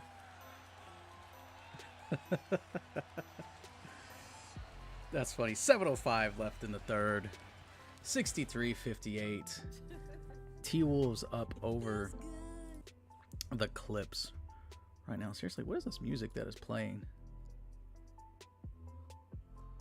This is weird. This one's pretty all right. It's not as weird as like the Jingle Bells one that was playing earlier. All right, talk a little bit more about matchups. So second round matchups. Who do I think would win second round matchups here? This is me kind of putting my take on the bracket, I guess, if I was making a bracket right now. So in the Western Conference, we'd have Phoenix, and I picked Dallas to move on. I think Phoenix wins that. Not fairly easily. 6, I'd say. But I think it's like, how I would see it is like Phoenix goes up 2-0, then Mavs get a game at home. It's like 2-1, then it's like 3-1, then 3-2, and then series. That's how I would imagine that one would go in. Golden State and Memphis, I've already talked about that one. It'd be tough. I think it goes to 7. And I don't know, man. Like, if I go with the Grizzlies, I look like a homer, you know. If I go with Golden State, then it looks like I don't like my team, you know, and I don't have faith in my team, you know. But I think experience would carry Golden State, and I think if Memphis was to get knocked out, and it's by Golden State, and Golden State's playing well, and it's in 7 games in the second round, then I say you call that a successful season. That's what I thought. Like, that was kind of my expectations. I wanted Memphis to get like the 6th seed or the 5th seed or something like that, win a playoff series, and yeah, and then so what if they got bounced in the second round? But now, obviously, being the 2 seed, expectations a little bit higher because you're the 2 seed and they have the 2nd best record in the NBA. So it's kind of hard to say that even 7-game series 2nd round bounce, it just like to the naked eye or just like from the outside looking in, would be considered a success. But I think it would. I don't know, man. That's just tough. I honestly think whichever one of those two makes it to the next one, I think they lose probably in 7 games, 6 or 7 games to Phoenix. So there's that. So I got Phoenix coming out the West. Out of the East, so I think Miami would beat Toronto, so Miami would be in the Eastern Conference Finals. And I think Milwaukee beats Boston. And then, I mean, we may very well get a repeat. Oh, are they taking that 3 back? Did he not get it? Those 3 points by Beverly off the board. It's a 2. Oh, they took him off the board. There's no doubt that Beverly has been the most impactful. That's tough. Season, first year with That the team. is Just tonight, we've seen tough. the way he be such an irritant and That's tough for Minnesota. Like, nothing is really going Minnesota's way tonight, and yet somehow they are still in the lead. That's crazy to me. That is crazy to me. Morris gets a turnaround jumper to go. that's a 2. He Let's get averages this 15, scroll down here. and he ties the game at 60. It's a 60 piece for each squad right now. Of the 3rd quarter. Timberwolves have gotten 4 second chance points, had none on 26 misses in the first half. And they're number 5 in the league in second And chance points. driving, kicks it, Bev, brick, offensive board, Towns, 3 is good for Anthony Edwards. Eduardio. 18 points for Anthony Edwards. He is not shying away from the moment. The young fella playing big in his first playoff action. So that's what this is. This is a play-in. This playoff atmosphere. Reggie Jackson gets the 3 to drop. Everyone can score the basketball. Reggie Jackson last couple of years was 45% from 3. This year 32. Ant driving again, kicks it out. Ooh, Snared by D'Lo got it though. Cat backing it down, drops it down to Vanderbilt, who yams it. slams it through, and he's got 3. See, they're not even playing Vanderbilt. Nope. Right? So every time Subas, who is guarding Vanderbilt, comes to help, he needs to do PG, exactly that. Batum, Shadow him right off back to PG, PG3, got it. Stroke outside, and Paul George is up now to 15 with his I think Paul George should switch back to the number 24. Then maybe he could recapture some of that magic. He's never been the same ever since he switched from 24 to 13. Although PG-13, everybody was saying like, oh man, that'd be such a dope nickname, PG-13. And it is a pretty dope name. I'll give him that much. Kevin, you're talking about Patrick Beverly. Is there a being way to that like irritant. This is turn the this on night dark mode of here? Patrick Beverly. He just has his hand, his face, his chest Oh no. in the middle of everything. Uh, And he picks up corrections? fouls, and again, the initial call was that double technical, which was Probably not. Oh well. this is a typical night. It is what for it him. is. Zubac just picked up his 4th. Edwards at the free throw line. He had 49 last week against San Antonio. As the Timberwolves are in the bonus in the numbers for Pat Beverly, but as is usual with Beverly, the numbers don't tell the story. And here's the thing with McDaniel. Pat Bev has been coming on the floor extremely here for careful Vanderbilt. Now, if you're gonna since help, picking up 3 fouls in the first.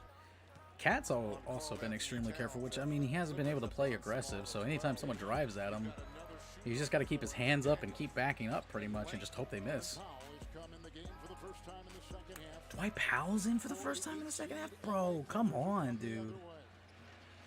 He was your leading scorer. Paul George. Ooh, Paul George heating up. Okay. Okay. Okay. All right. That's exactly what Paul George has done throughout this game.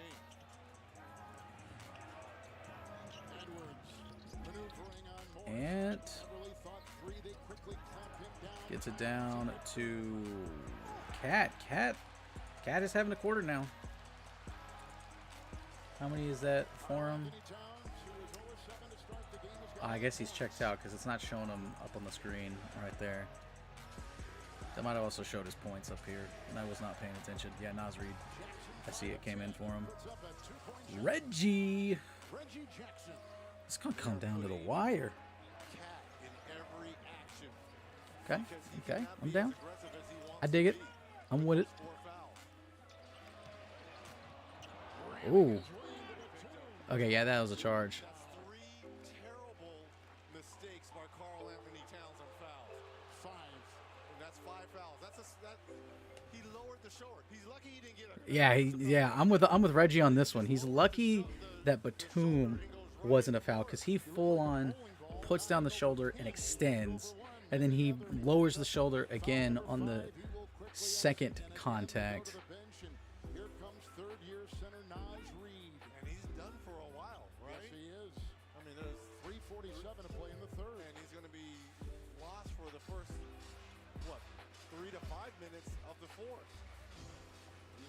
That's big. PG getting to the line.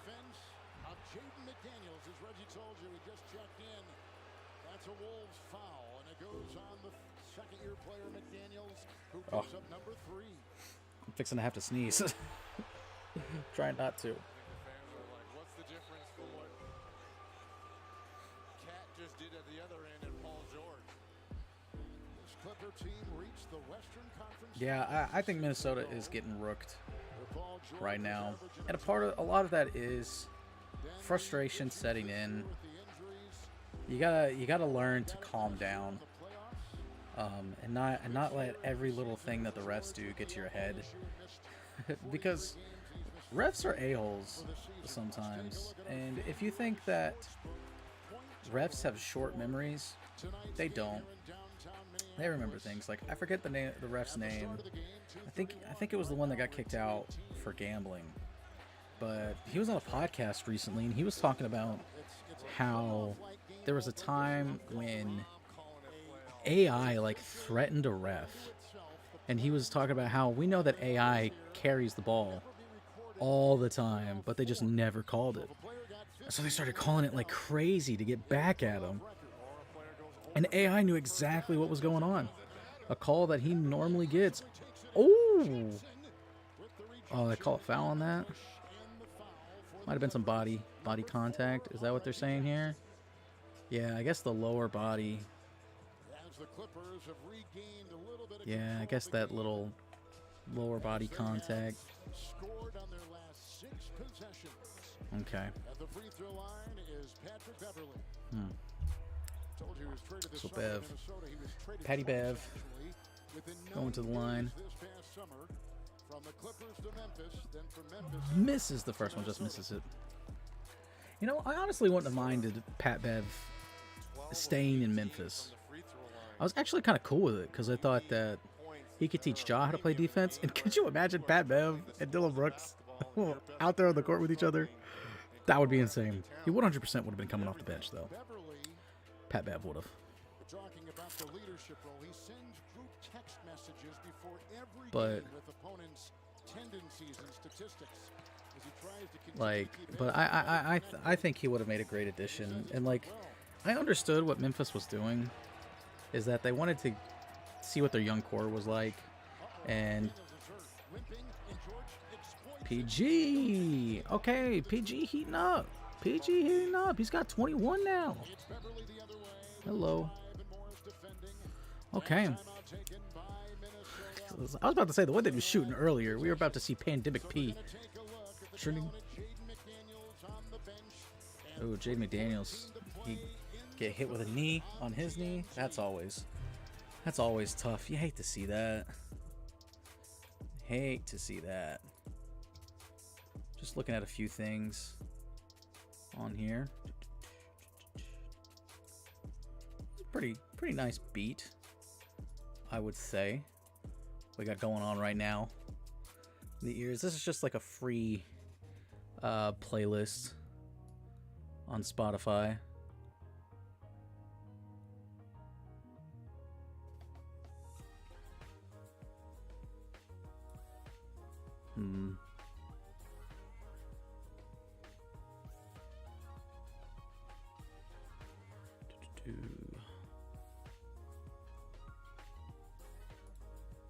Sorry, I'm just looking at a few things on here.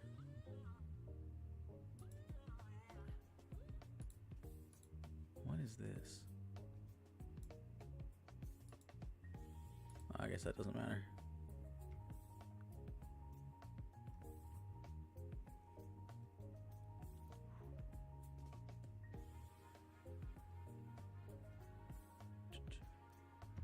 This is very chill music going on right now.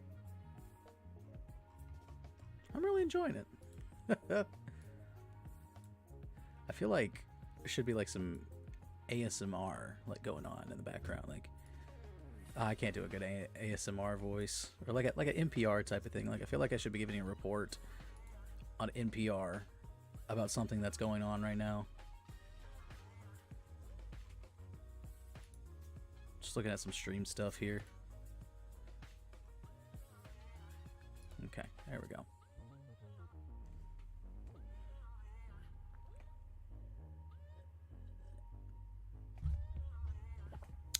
So, my pick for the finals. I feel like it's gonna come down to Phoenix and Milwaukee again. And I mean, Milwaukee ran it back. You could say Phoenix is playing great, but Phoenix was playing great last time. And yeah, Phoenix has the experience now. Maybe they don't blow a 2-0. What was it, a 2-0 lead? I think they blew. They lost 4 straight. I don't know, though, man. I don't know. I feel like it's so vanilla, though. It's so basic to go with the 2 teams that were in it last year to make it back this year. I think underdog teams to make it, like dark horse teams. Out of the East, it's got to be Boston, and West, it's got to be Golden State. It's weird to call Golden State a dark horse championship team, but I mean, that's kind of what they are. Everything that they've been through this year. They're not the favorites. And I know, like, dark horse would be like, you know, Memphis or Dallas or... Is it weird to say that Miami is a dark horse even though they're number 1? They don't really jump out at you as, like, the team to beat, but they technically are just from the fact that they're the 1 seed. So they got home court throughout the playoffs.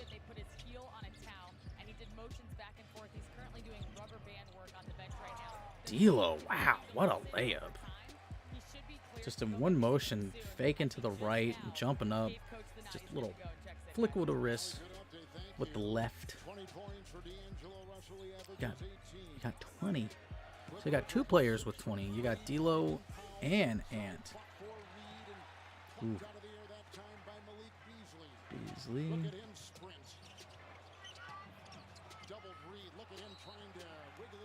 Morris with the foul. Naz Reid going to the line. On the Clippers with 2.5 to play in the third. Minnesota is +10 in rebounding. The Clippers are +8 in points off turnovers. Minnesota +8 points in the paint. Golly. Minnesota leading in almost every statistical category. In the third, Minnesota outscored the Clippers by 8 in the second. Morris just picked up his third. Ooh, Reed could not get the first one to go down. $1 million for the perfect bracket. First place will get you courtside seats. Fill out your brackets for NBA Man, courtside seats for the playoff bracket. Coinbase. That'd be dope. For your chance to win big. Play free at nba.com/bracket. It looks like McDaniel's getting ready to come in for Reed. So So you're really going to see the versatility of this Minnesota team being able to switch. We got PG bringing it up. Ooh, PG step back, nails it. Paul George has picked it up. Paul George has picked it up. I still feel like Norman Powell, he's still your secret weapon. But Paul George has picked it up. Ant, short, air ball. Reed can't get it to go. Fighting for the rebound. Powell eventually gets it. Powell drives, kicks. Morris. D'Lo on Morris. Oh! That's a big time move there by Morris. Morris and one on the jump. Well, normally you see Okay. Paul George or Reggie Jackson doing this. Look at this. I mean, this is outstanding one-on-one offense. And Morris, behind the back, feels the contact, the concentration. My goodness. I'm telling you, man. Clippers team is good. Imagine when Kawhi comes back. The team's gonna be insane. If Kawhi comes back next year and everyone's healthy, I think the Clippers almost have to be a top 3 team in consideration for a title. If you go with like Phoenix and maybe top 4, definitely top 5, 100%. But just in teams that I think, like, assuming everyone's healthy and everyone's playing, you have to go Phoenix, you have to go Brooklyn, you have to go Milwaukee, and then the Clips. The Clips might be number 2 if Kawhi is fully healthy and playing like the Kawhi that we know he can be, and if PG is doing his thing, and then of course you got Norman Powell. Really, like, Zubac is a serviceable defender, or a serviceable big, but I feel like that if they had like one more, if they had a step up from Zubac, I don't know what that would look like. Like, what is achievable? I would need to look at their picks. But they also got players like Terrence Mann, who's a baller. Look at the box score and see how they got. Like Mann and Hartenstein haven't played much. That's why they're good. Oh, Norman Powell got a bucket. See, I look away for 1 second and Norman Powell gets a bucket. Certified Grizz Killer. Norman Powell.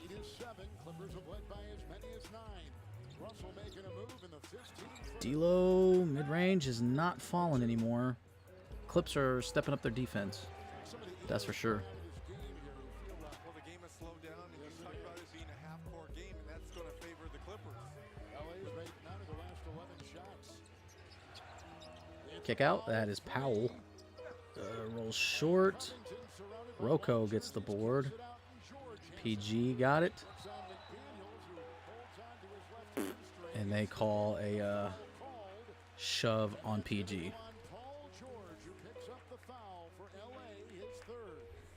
gotten away with this all game long. Yeah. I'm surprised they called it. Kind of had him hooked around the arm there.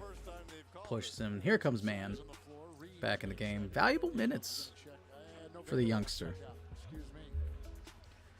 30. Well, I mean, it's 30 seconds here, but I'm sure he'll play like 4 minutes or so of the fourth. Okay, they still got Norman Powell out there. The Clips do, so they still have good offense. Morris is still out there. Rocco.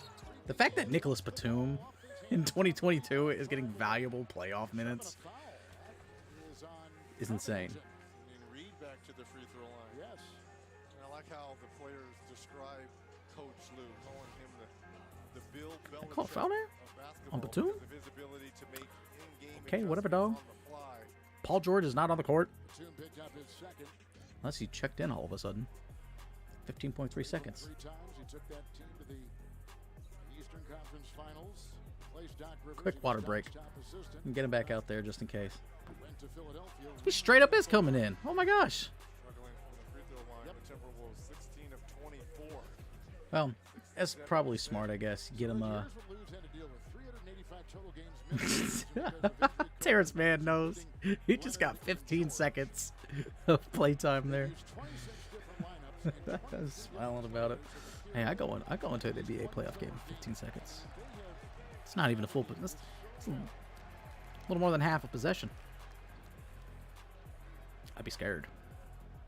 100%. Powell, rebound. Reed, did he miss both of those? He did miss both. Thank you, Reggie Miller. And Paul George gets fouled. So is he gonna go?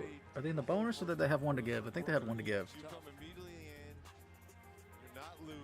I think they had one to give. So okay. You and I were watching the 5 games on tape that George has played heading into this play, and we both came up with the impression that with George's return, it opens up shots for other players. Clearly, right? Absolutely. Yeah. Oh no. Okay, yeah, no. He's going to the line. They're in the bonus. Thanks the first one. No, that's why they brought him back in. Being able to score the basketball, teams react differently when he's on the floor. I definitely need to go look at Twitter to see how everyone is reacting to this game so far. I feel blind. I must know what everyone is, how everyone feels. And the thing about this is that whoever loses, like if Minnesota loses, then they still have a chance to get into the playoffs as the 8th seed. And I think they would have a great shot to do so. Wide open shot. He got it. Malik Beasley. It's left wide open in the corner. And we've seen another buzzer-beating 3 for Minnesota. This is the second one in this game for Minnesota. Just Wide open. Just easy. Just in rhythm. Feet set. Splash. Go box score here. Keep an eye on how everyone is doing. 26 for Paul George.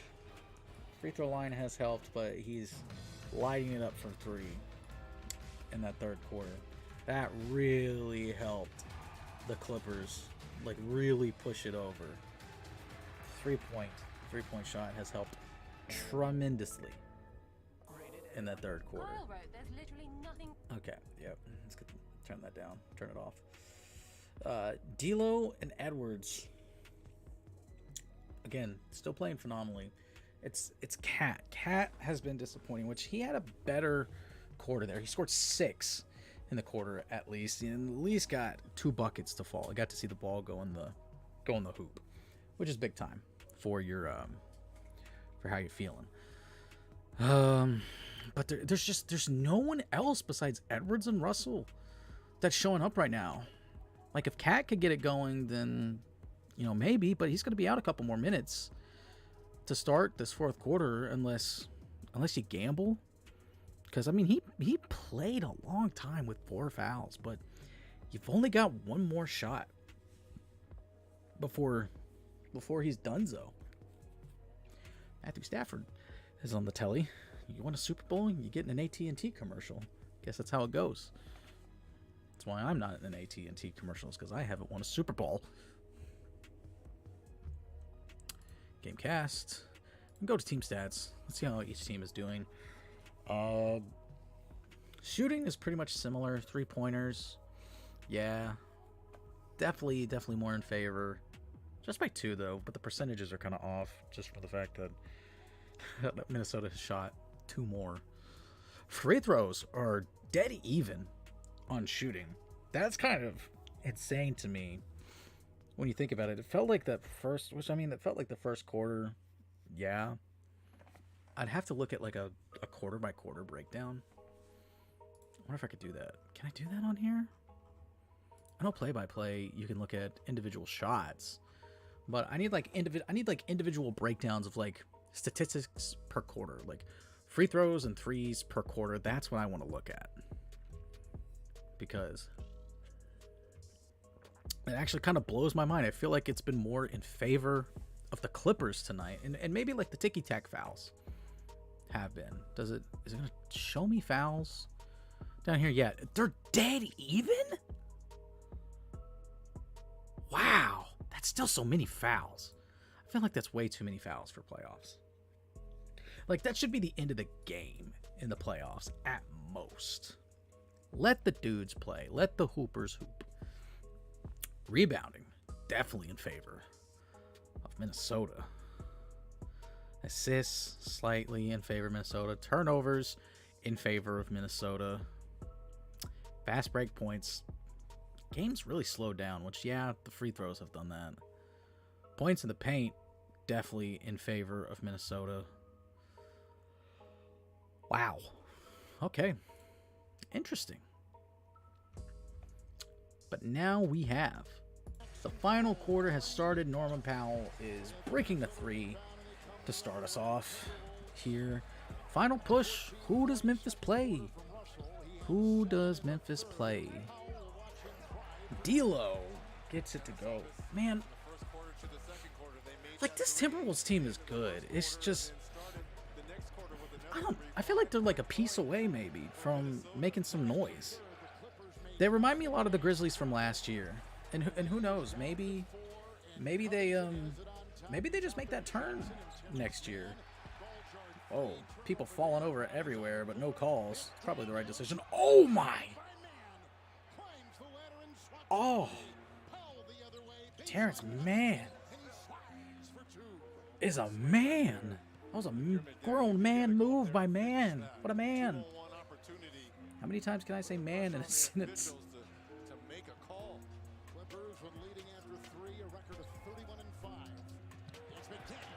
Oh, McDaniels! He had it. He had a little lay-in. And he missed it. Oh, no. Oh, that's... Oh, my gosh. They just showed the man block again. Whoa. It's like, give me that.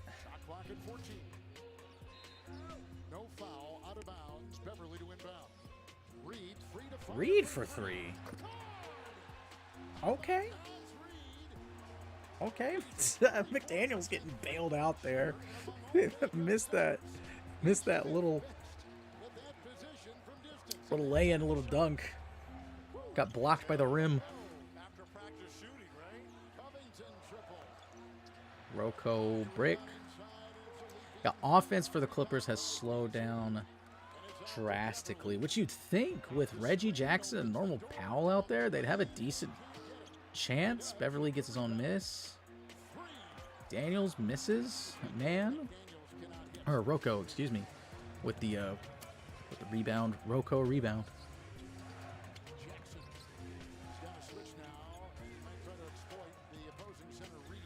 Reggie back up top. Zubac got the mismatch down low. Oh!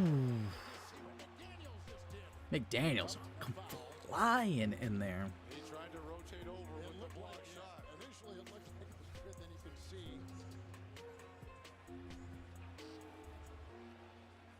see. Yeah, it looked like he got him on the hands. Yep, sure was. Yeah, wrist, hands. Here's Zubac at the line. Yeah, well, I mean, it's like they're saying like a lot of body. I saw stuff like up here, like he got him right here on the wrist. So that's a foul, also. So I guess it's a foul, whichever way you look at it. Playoffs. They have made the playoffs. LA has 9 of the last 10 years and 3 in a row. That's kind of crazy to think about. 9 of the past 10 years, 3 years in a row. The Clippers have made the playoffs for as much turnover as they've had as a team. That's really impressive. Considering that there was like a time where there was a lull in between like the Lob City team. Oh my gosh. Dude, Terrence Mann getting up. Reward the big fella. Yes, sir.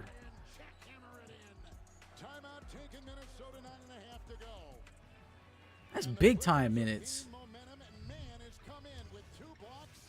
Is this his second year in the league?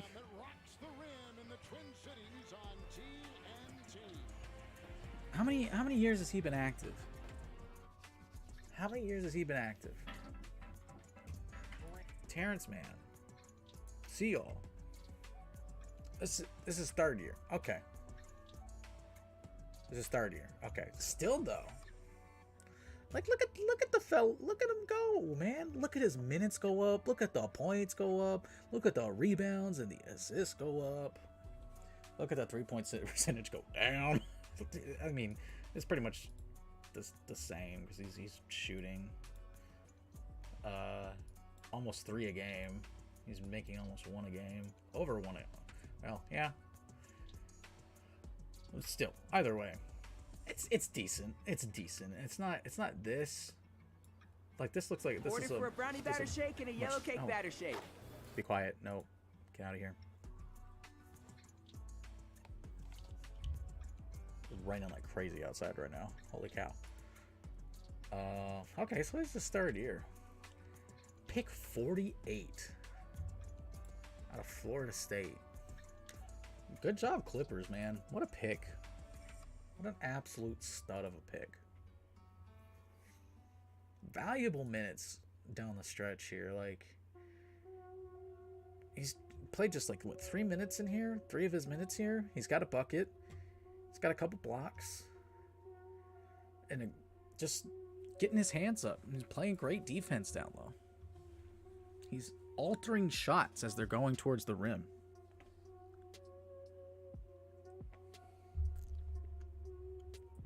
That's big time.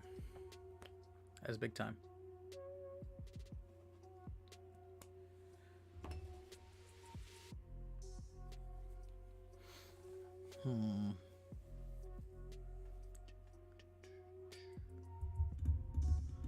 How much time is left? 9:27. 7-point game.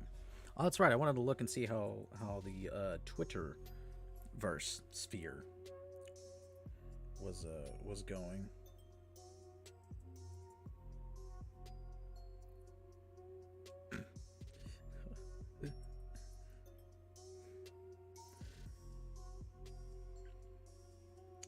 Yeah.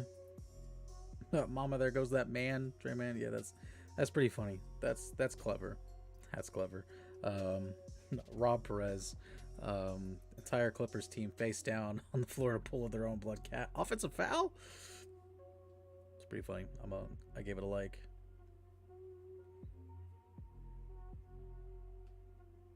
That's hilarious. Oh boy. I'm not seeing too much going on Twitter right now.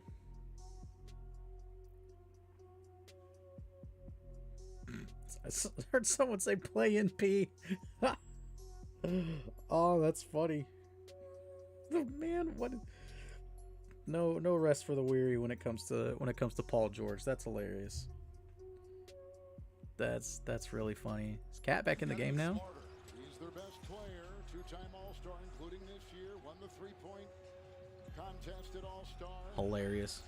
10th most efficient player in the league. He's open here for a shot. Bricks a 1-2 jumper. Over to Jackson, and here come the Los Angeles Clippers. Jackson. Reggie floater doesn't get it. Kick out to Trey Man. Trey Man driving back out. Reggie Jackson corner over Cat. Drops it in. Comes off the bench, and Reggie Jackson's triple has just given the Clippers their biggest lead tonight at 10. Coach Lou, you're going to put Carl Anthony Towns in every Ooh. play. Nice up and That was a good move by Cat there. by Cat on Zubac. Pump fake going up and under. Okay. Against the Clippers, Easy now. he has only averaged 15 points in 3 games played and shot 42%. So their defense working against them. 3. I had a cough, so I muted myself. Ooh, that one hurt the chest. He's got 5 so far. Bev just flying in there. Number 1 scoring team in the NBA, the number 1 shooting team in the NBA, but tonight not scoring like they have and not shooting like they have.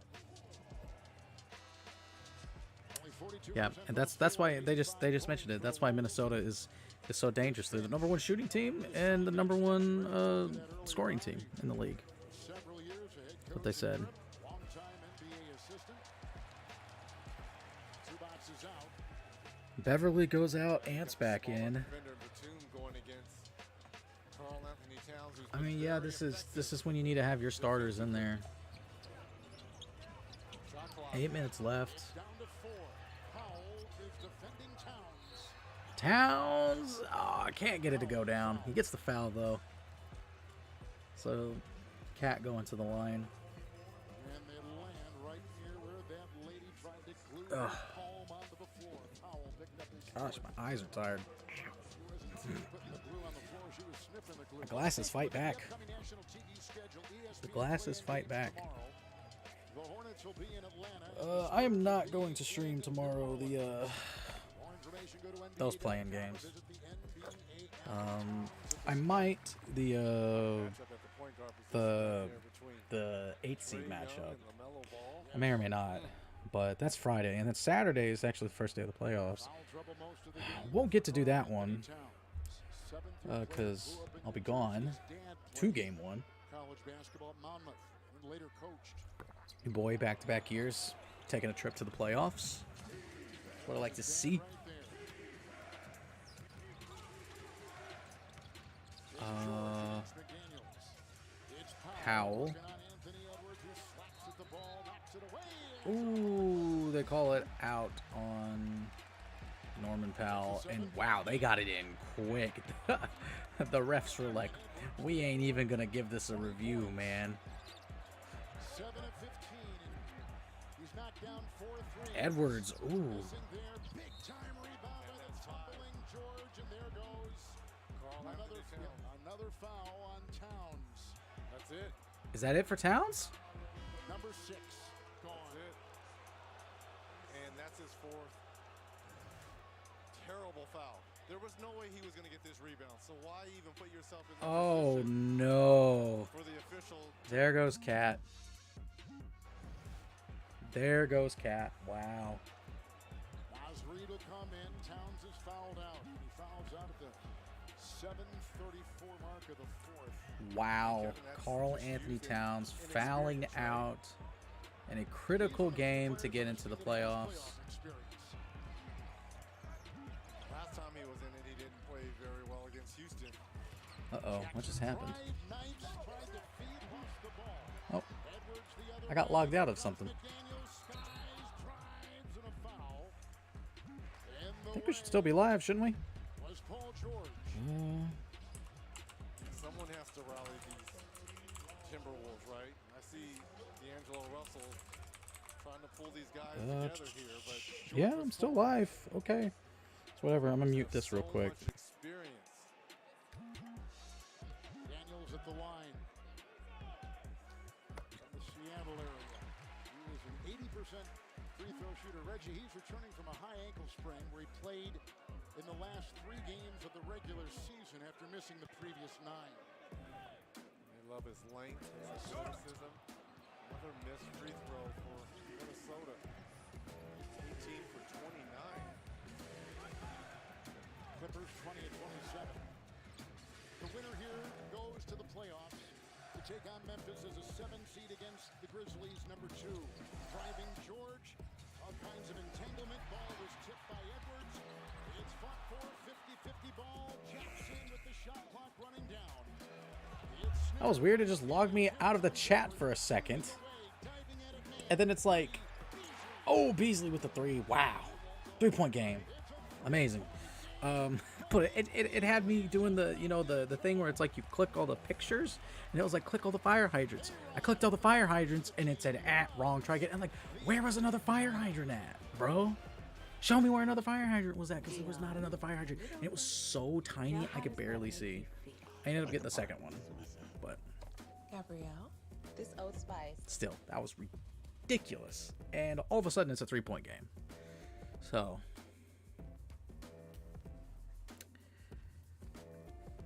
it was Malik Beasley that made that. So, Clippers call timeout. This is going to be a good game, man. I mean, it already has been a good game. Malik Beasley off the bench has been big. Big. He's hit a couple big threes. He hit that 3 to close the third. And then he just hit one there. Wow. Playoff basketball, man. Like, this is a good environment that the NBA has. I didn't like the play-in tournament when it started out. And I mean, I'm still on the conspiracy theory that it was created for the sole purpose of getting the Pelicans in, more specifically to get to get Zion in. But I mean, it's creating a great atmosphere because it's basically single elimination for some of these teams. Like for the 9th and 10th seed, it's win or go home. That's like how it was for Memphis last year. They were the 9th seed. They go in and they win a game against San Antonio, and then they got to go into Golden State, who was supposed to be the superior team. And it's like, yeah, maybe in a 4-game series, there's going to be 4 games in that series that Golden State pulls it out, but Memphis pulls out the dub. Memphis gets the dub and moves on, and they lose 4-1 to the Jazz.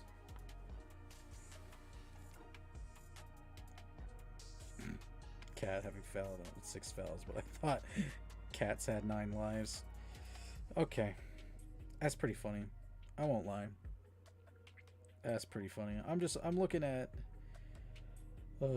just some more stuff on Twitter right now.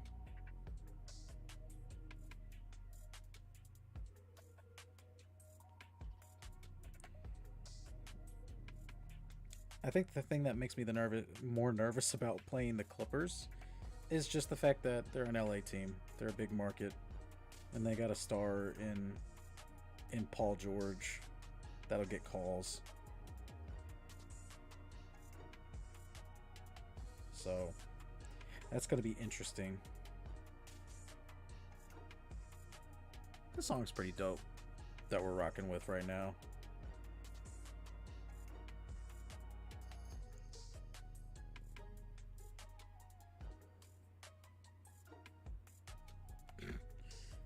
Just looking at more Twitter stuff.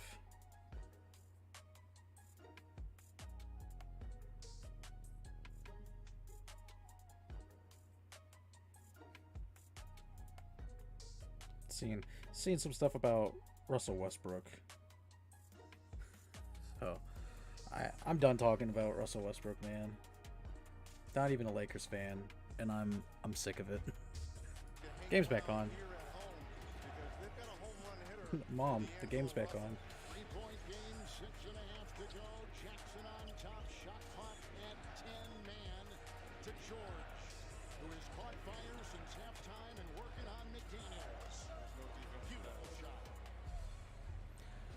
Paul George, just masterclass going on right now. 28 points, I see. It's got it right up there too. Here's Edwards. Season open door. Edwards just bullying his way into the paint over Paul George. Gets the bucket. 22 points for Ant. Again, imagine if he actually cared about basketball. Imagine if he actually cared about basketball. The man would be insane. Ant-Man would be ridiculous. Swinging it. Jackson driving. Doesn't get a foul call there. That is surprising. This is where they're going to let them play. The final 6 minutes, everything is out the window.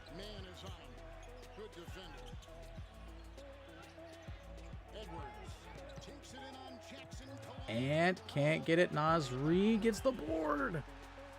Gets it in. I know I'm doing the and one symbol, but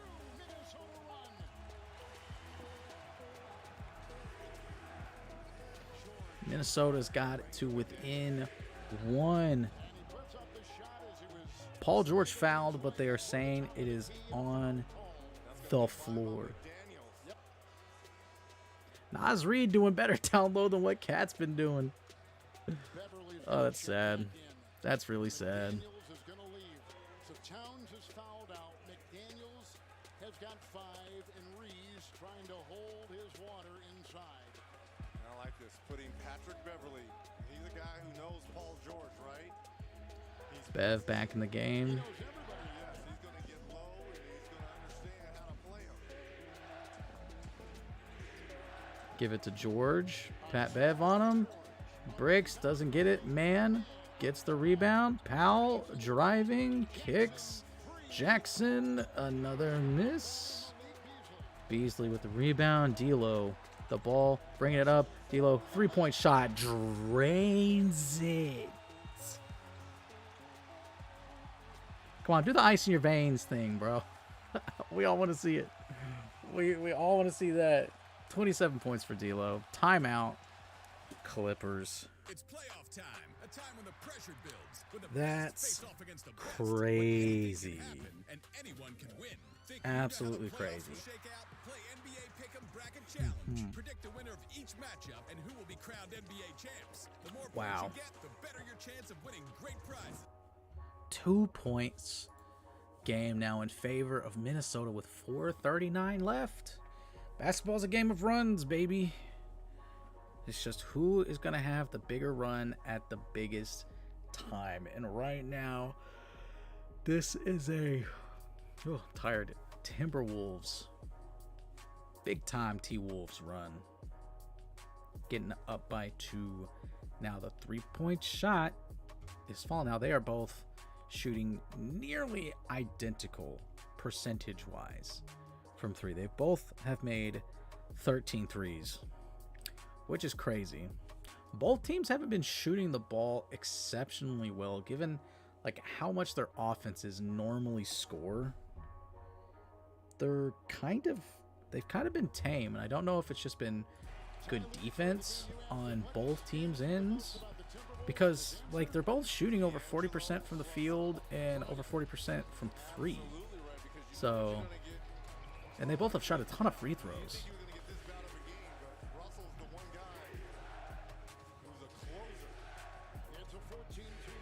Morris had the 3,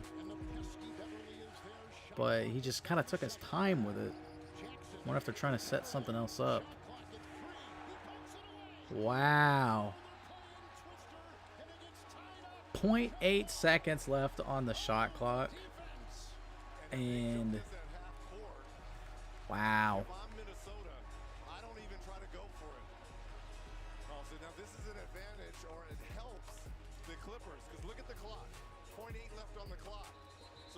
Possession, but if the Clippers get it and get a quick shot, they can get up. Got to be in the air though. Timberwolves, by the way, have outscored the Clippers 11-2 since Yeah, I mean, fouled out of the game. At the 7:34 Reggie Jackson versus McDaniels. Size mismatch. for the Clippers. McDaniels for the Wolves. Fowley balled up and a rebound. Wow, that was kind of interesting. That just the angle from that. It looked like it was about to go in. Edwards! Oh my gosh, he threw that down so hard that when the ball hit the floor, it bounced back above the rim, or above the backboard, above the entire basket. Wow. That's how flushed that was. Holy cow. And another Clippers timeout. For 75 seasons and counting. Showing out in the playoffs. They're back. This is crazy, man. I can't believe this. I thought this game, like in the third quarter, looked like it was going to be the Clippers. Looked like it was going to be the Clippers game. And now all of a sudden they losing. They are losing. Oh.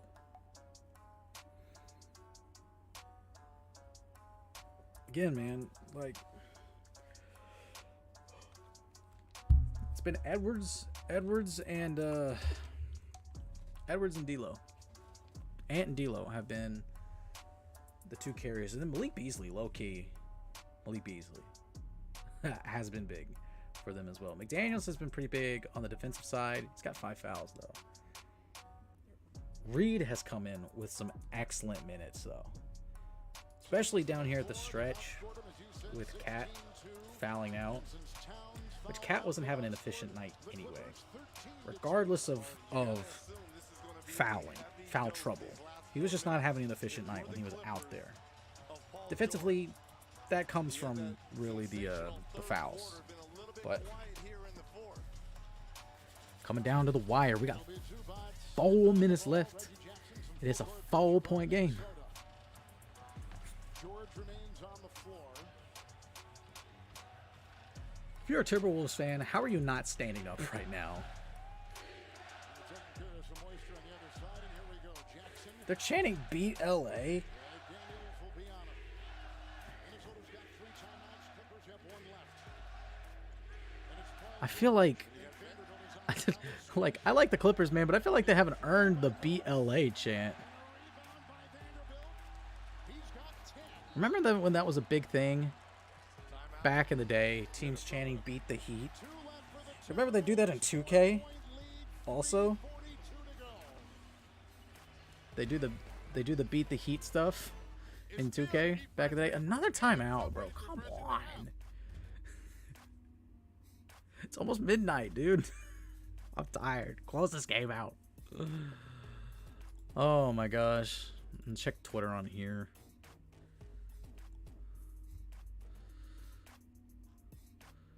Golly.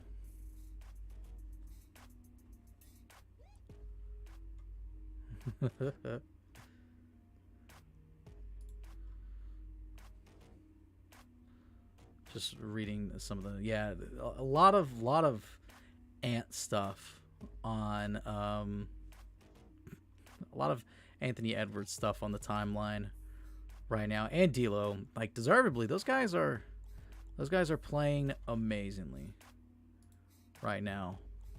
This is a fun game. This has been a really fun game, man. Excited to get to sit here and watch it. All right, 3:42 left for me.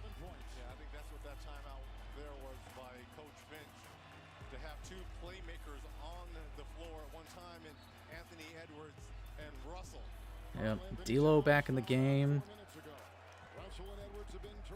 Got D'Lo, Pat Bev, Nas, Reed, Ant, and I think that's Malik Beasley. Yeah. Think about this. They're running a go-to play for Anthony Edwards, second-year player, the overall #1 pick in 2020, and you've got Paul George, one of the elite wing defenders, guarding him. I mean, it doesn't get any better than this. Paul George, a 6-time all-defensive team selection. This is coming down. Ooh, Nas Reed. Oh, just off. Ooh. They call a foul on Reggie Jackson on that?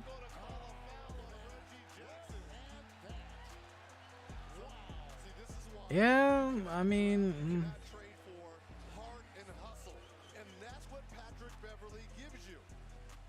And he is trying to stick it to his former. why was that man groping the inner part of his thigh like that, bro?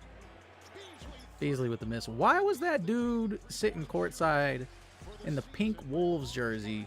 Why was he grabbing the inner part of Pat Beverley's thigh like that? I feel like that was a walk from Paul George, but gets it to Batum in the corner. Again, Nicholas Batum in invaluable minutes in a playoff situation. Crazy stuff. Edwards, 3. Step back, drained it.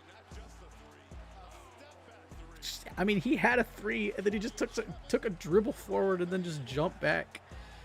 It's all about the rhythm. All about the rhythm.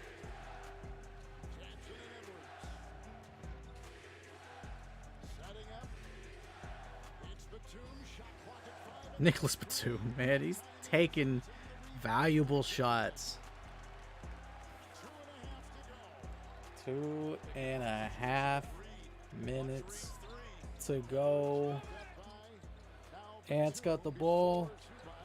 Who's it gonna go to? Could be Ant, could be Cat, or Pat Bev with the 3. He misses.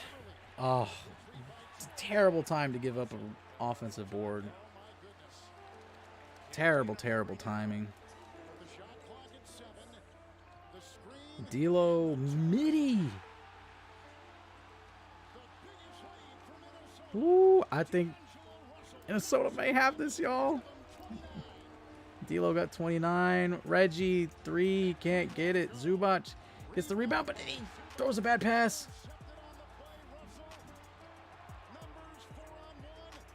And this would bring the building down. Oh, he airballs it. Anthony Edwards airballs it. Oh, that would have been... That was dagger. Oh, my gosh.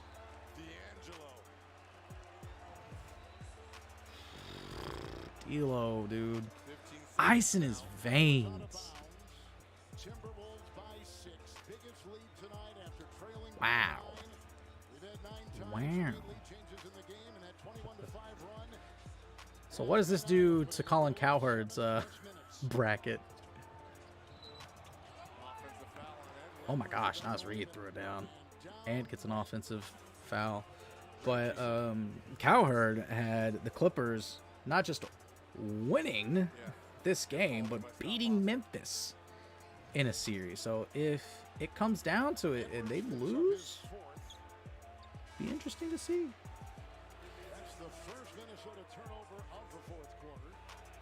Minnesota has played great this fourth quarter. They've played... I still don't understand the beat LA chants. Like, it's the Clippers, bro. Like, they're good, but it's not like they're the 1 seed and you're the 8 seed and this is like game 6 to force a game 7. PG for 3. Splash. Ooh. That's a big shot. That's a big shot. That is a big shot right there. D'Lo. Midi. Doesn't go. There's a bunch of bodies on the floor. Ah, and there's a stupid take foul, bro. Get that out of the game, man. Hate that. Hate that.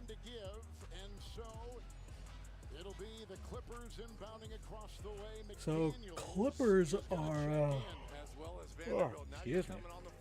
Clippers are in the bonus now, if I heard that correctly. Coach Finch in Minnesota. Yeah. Because you've got to get length on Paul George. So the Clippers have a foul to give. Minnesota just used theirs right there. So bringing in some guys for defense, looks like. More Stormin headed towards me. Gosh, dude, this is insanity with these storms, bro. This game is taking forever, by the way. It is literally going to be midnight by the time this game finishes. Oh, Reggie, he was going too hard. He missed the layup. Missed it. Missed the layup. Oh, no. 3-point game, 50 seconds left. 50 seconds left.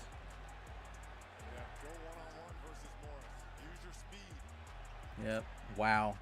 Anthony Edwards, second-year player, drives Zubac, fouls him.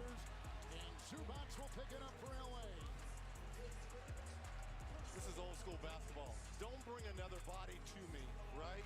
Don't come with the screen. I'm going to use my golly, dude. Anthony Edwards, man. To get all the way to the cup.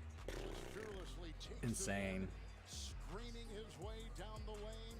Knew the contact would be had, and here he finds himself at the free throw line. And the second-year player has gone 2 of 2 from the stripe, 27 points.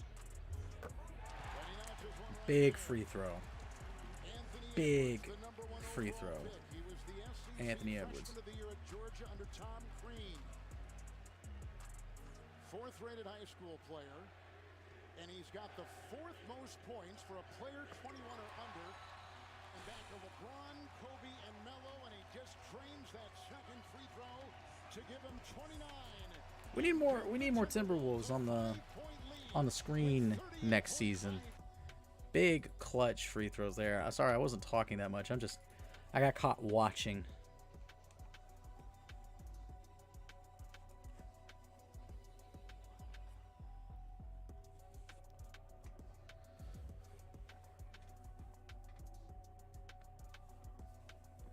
Just looking at stuff on Twitter right now.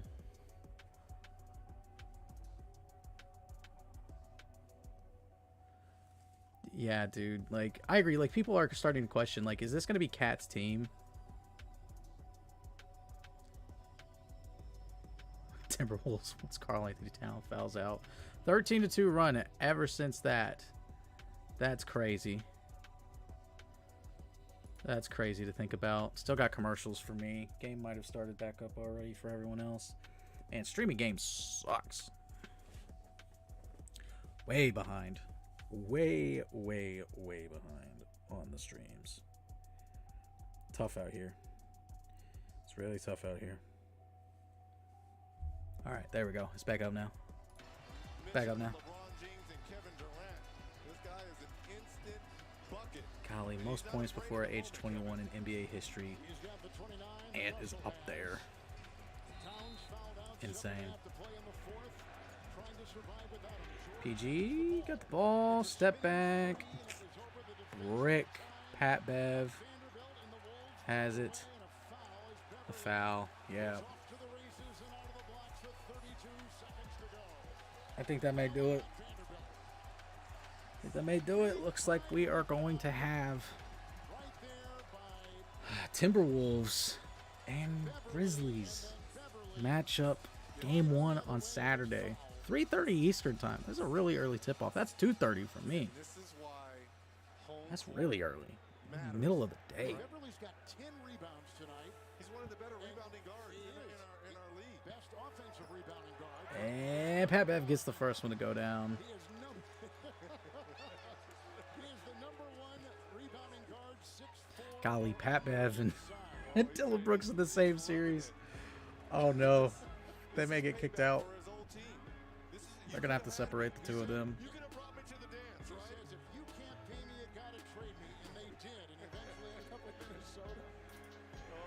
And he misses the second one, but barring some sort of miracle, Clippers will host the second playing game, but he loses it. Wow, Reggie Jackson lost the ball.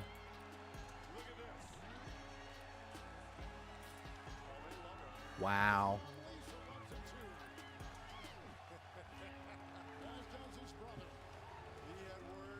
Wow, that could be it. And I don't have that much reaction because I'm so tired right now, man. I've been sitting here this whole time watching this game by myself.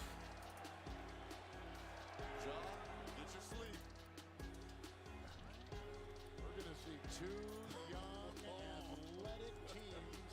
Now listen, it's still 6 points. There's 21 seconds to go. And boom. May not be the dagger, but it's about as close as you can get to a dagger. Paul George loses the ball, but he's able to get the dribble back up. Paul George going down swinging, though. And I say going down. They still have a chance to make the playoffs. And I didn't think that they were getting out of either round, but you still want to make the playoffs. That's the basketball smart call there by Coach Finch. Paul George. Oh, boy. 4 and 6 threes. All right. So a timeout for He went up court, the Timberwolves. and then nudging his way free, knocks down the triple, and makes it a 4-point game.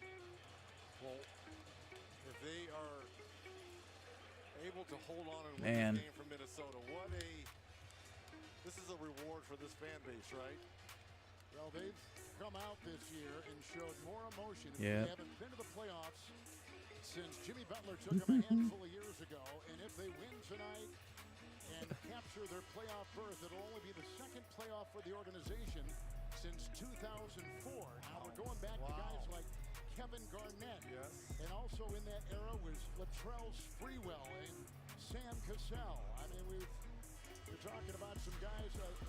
Yeah, these are two of the most trash-talking teams in the NBA between the Grizzlies and the Timberwolves. They're going to be facing off. Like, it is pretty much, I would say, hammer, nail, coffin. This baby's over. Oh my gosh. And I am tired. I'm really tired. There's a foul and he makes a free throw. Then it's pretty much over. And getting triple teamed. Gotta foul him, dude. How does Anthony Edwards escape a triple team without even getting fouled? Is that Taurean Prince? Is he on this team? I thought I just saw Taurean Prince in street clothes on the bench. And Russell was at his best. He had 1 point. Russell had 1 point in the first quarter. He had 28 over the next 3 quarters. Go ahead and look at the box score real quick. Just to close this out, this game is pretty much over. In fact, it says it is over up there. Okay. So the game is in fact over.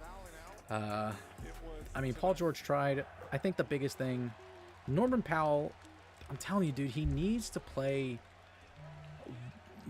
a lot more than Nicholas Batum, okay? There is no reason why Nicholas Batum should be playing 1 more minute than Norman Powell. And I mean that in a literal sense in here and just in general. Norman Powell needs to have 30 minutes in this game. At a minimum.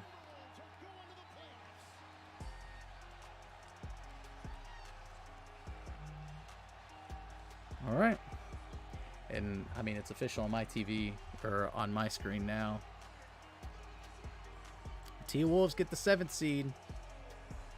Everybody's taking their jerseys off. Throwing it in the stands. Yes, sir. Fight for that jersey up there. That Pat Bev jersey. Man is going absolutely insane right now. Super sane. Yeah, no. Powell needs to play more than Batum. That is a big mistake on Tyronn Lue, I feel like.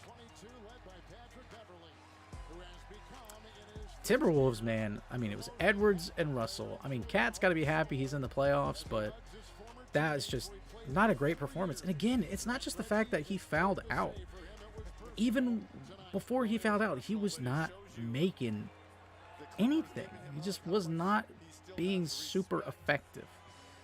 Malik Beasley off the bench was super clutch. He had 2 big 3-pointers in this game. One to end the third, and he had a big one that put them ahead in the fourth, and they never looked back after that. They never looked back after that 3-point shot. So, but a big win. It's going to be fun. It's going to be a good series, I think. I said that the T-Wolves were the team that I wanted to see the Grizzlies play, and that's the team that they got. So for better or for worse, you know, they split the season series, but then again, Dylan Brooks wasn't playing. It's going to be a whole new ball game, and the Grizzlies do have, as a whole, a bit more experience. Obviously, you have someone like Pat Bev that is, played in like 50-something playoff games. Like, yeah, obviously, he's got more playoff experience than anyone, but Kyle Anderson has playoff experience from his time with San Antonio, and then Steven Adams has a lot of playoff experience as well. That man has gone deep in the playoffs with a lot of seasons. So, but that's going to do it for me here. Vendetta Sports Media. Again, don't know when exactly I'll stream again. I know Friday night is going to be, I think, both of the play-in games to get the 8th seed. Maybe I stream those. Maybe I don't. Not entirely sure. Saturday I won't be able to stream any of the games because I will be at the game for the Grizzlies to play. Sunday, obviously, is Easter Sunday, so most of this first round I might not get to stream, but, you know, we'll do more streams as it goes along, and definitely, of course, going all the way to the NBA Finals. We will definitely have to do that, but thank you guys so much for watching, and I will see you guys next time.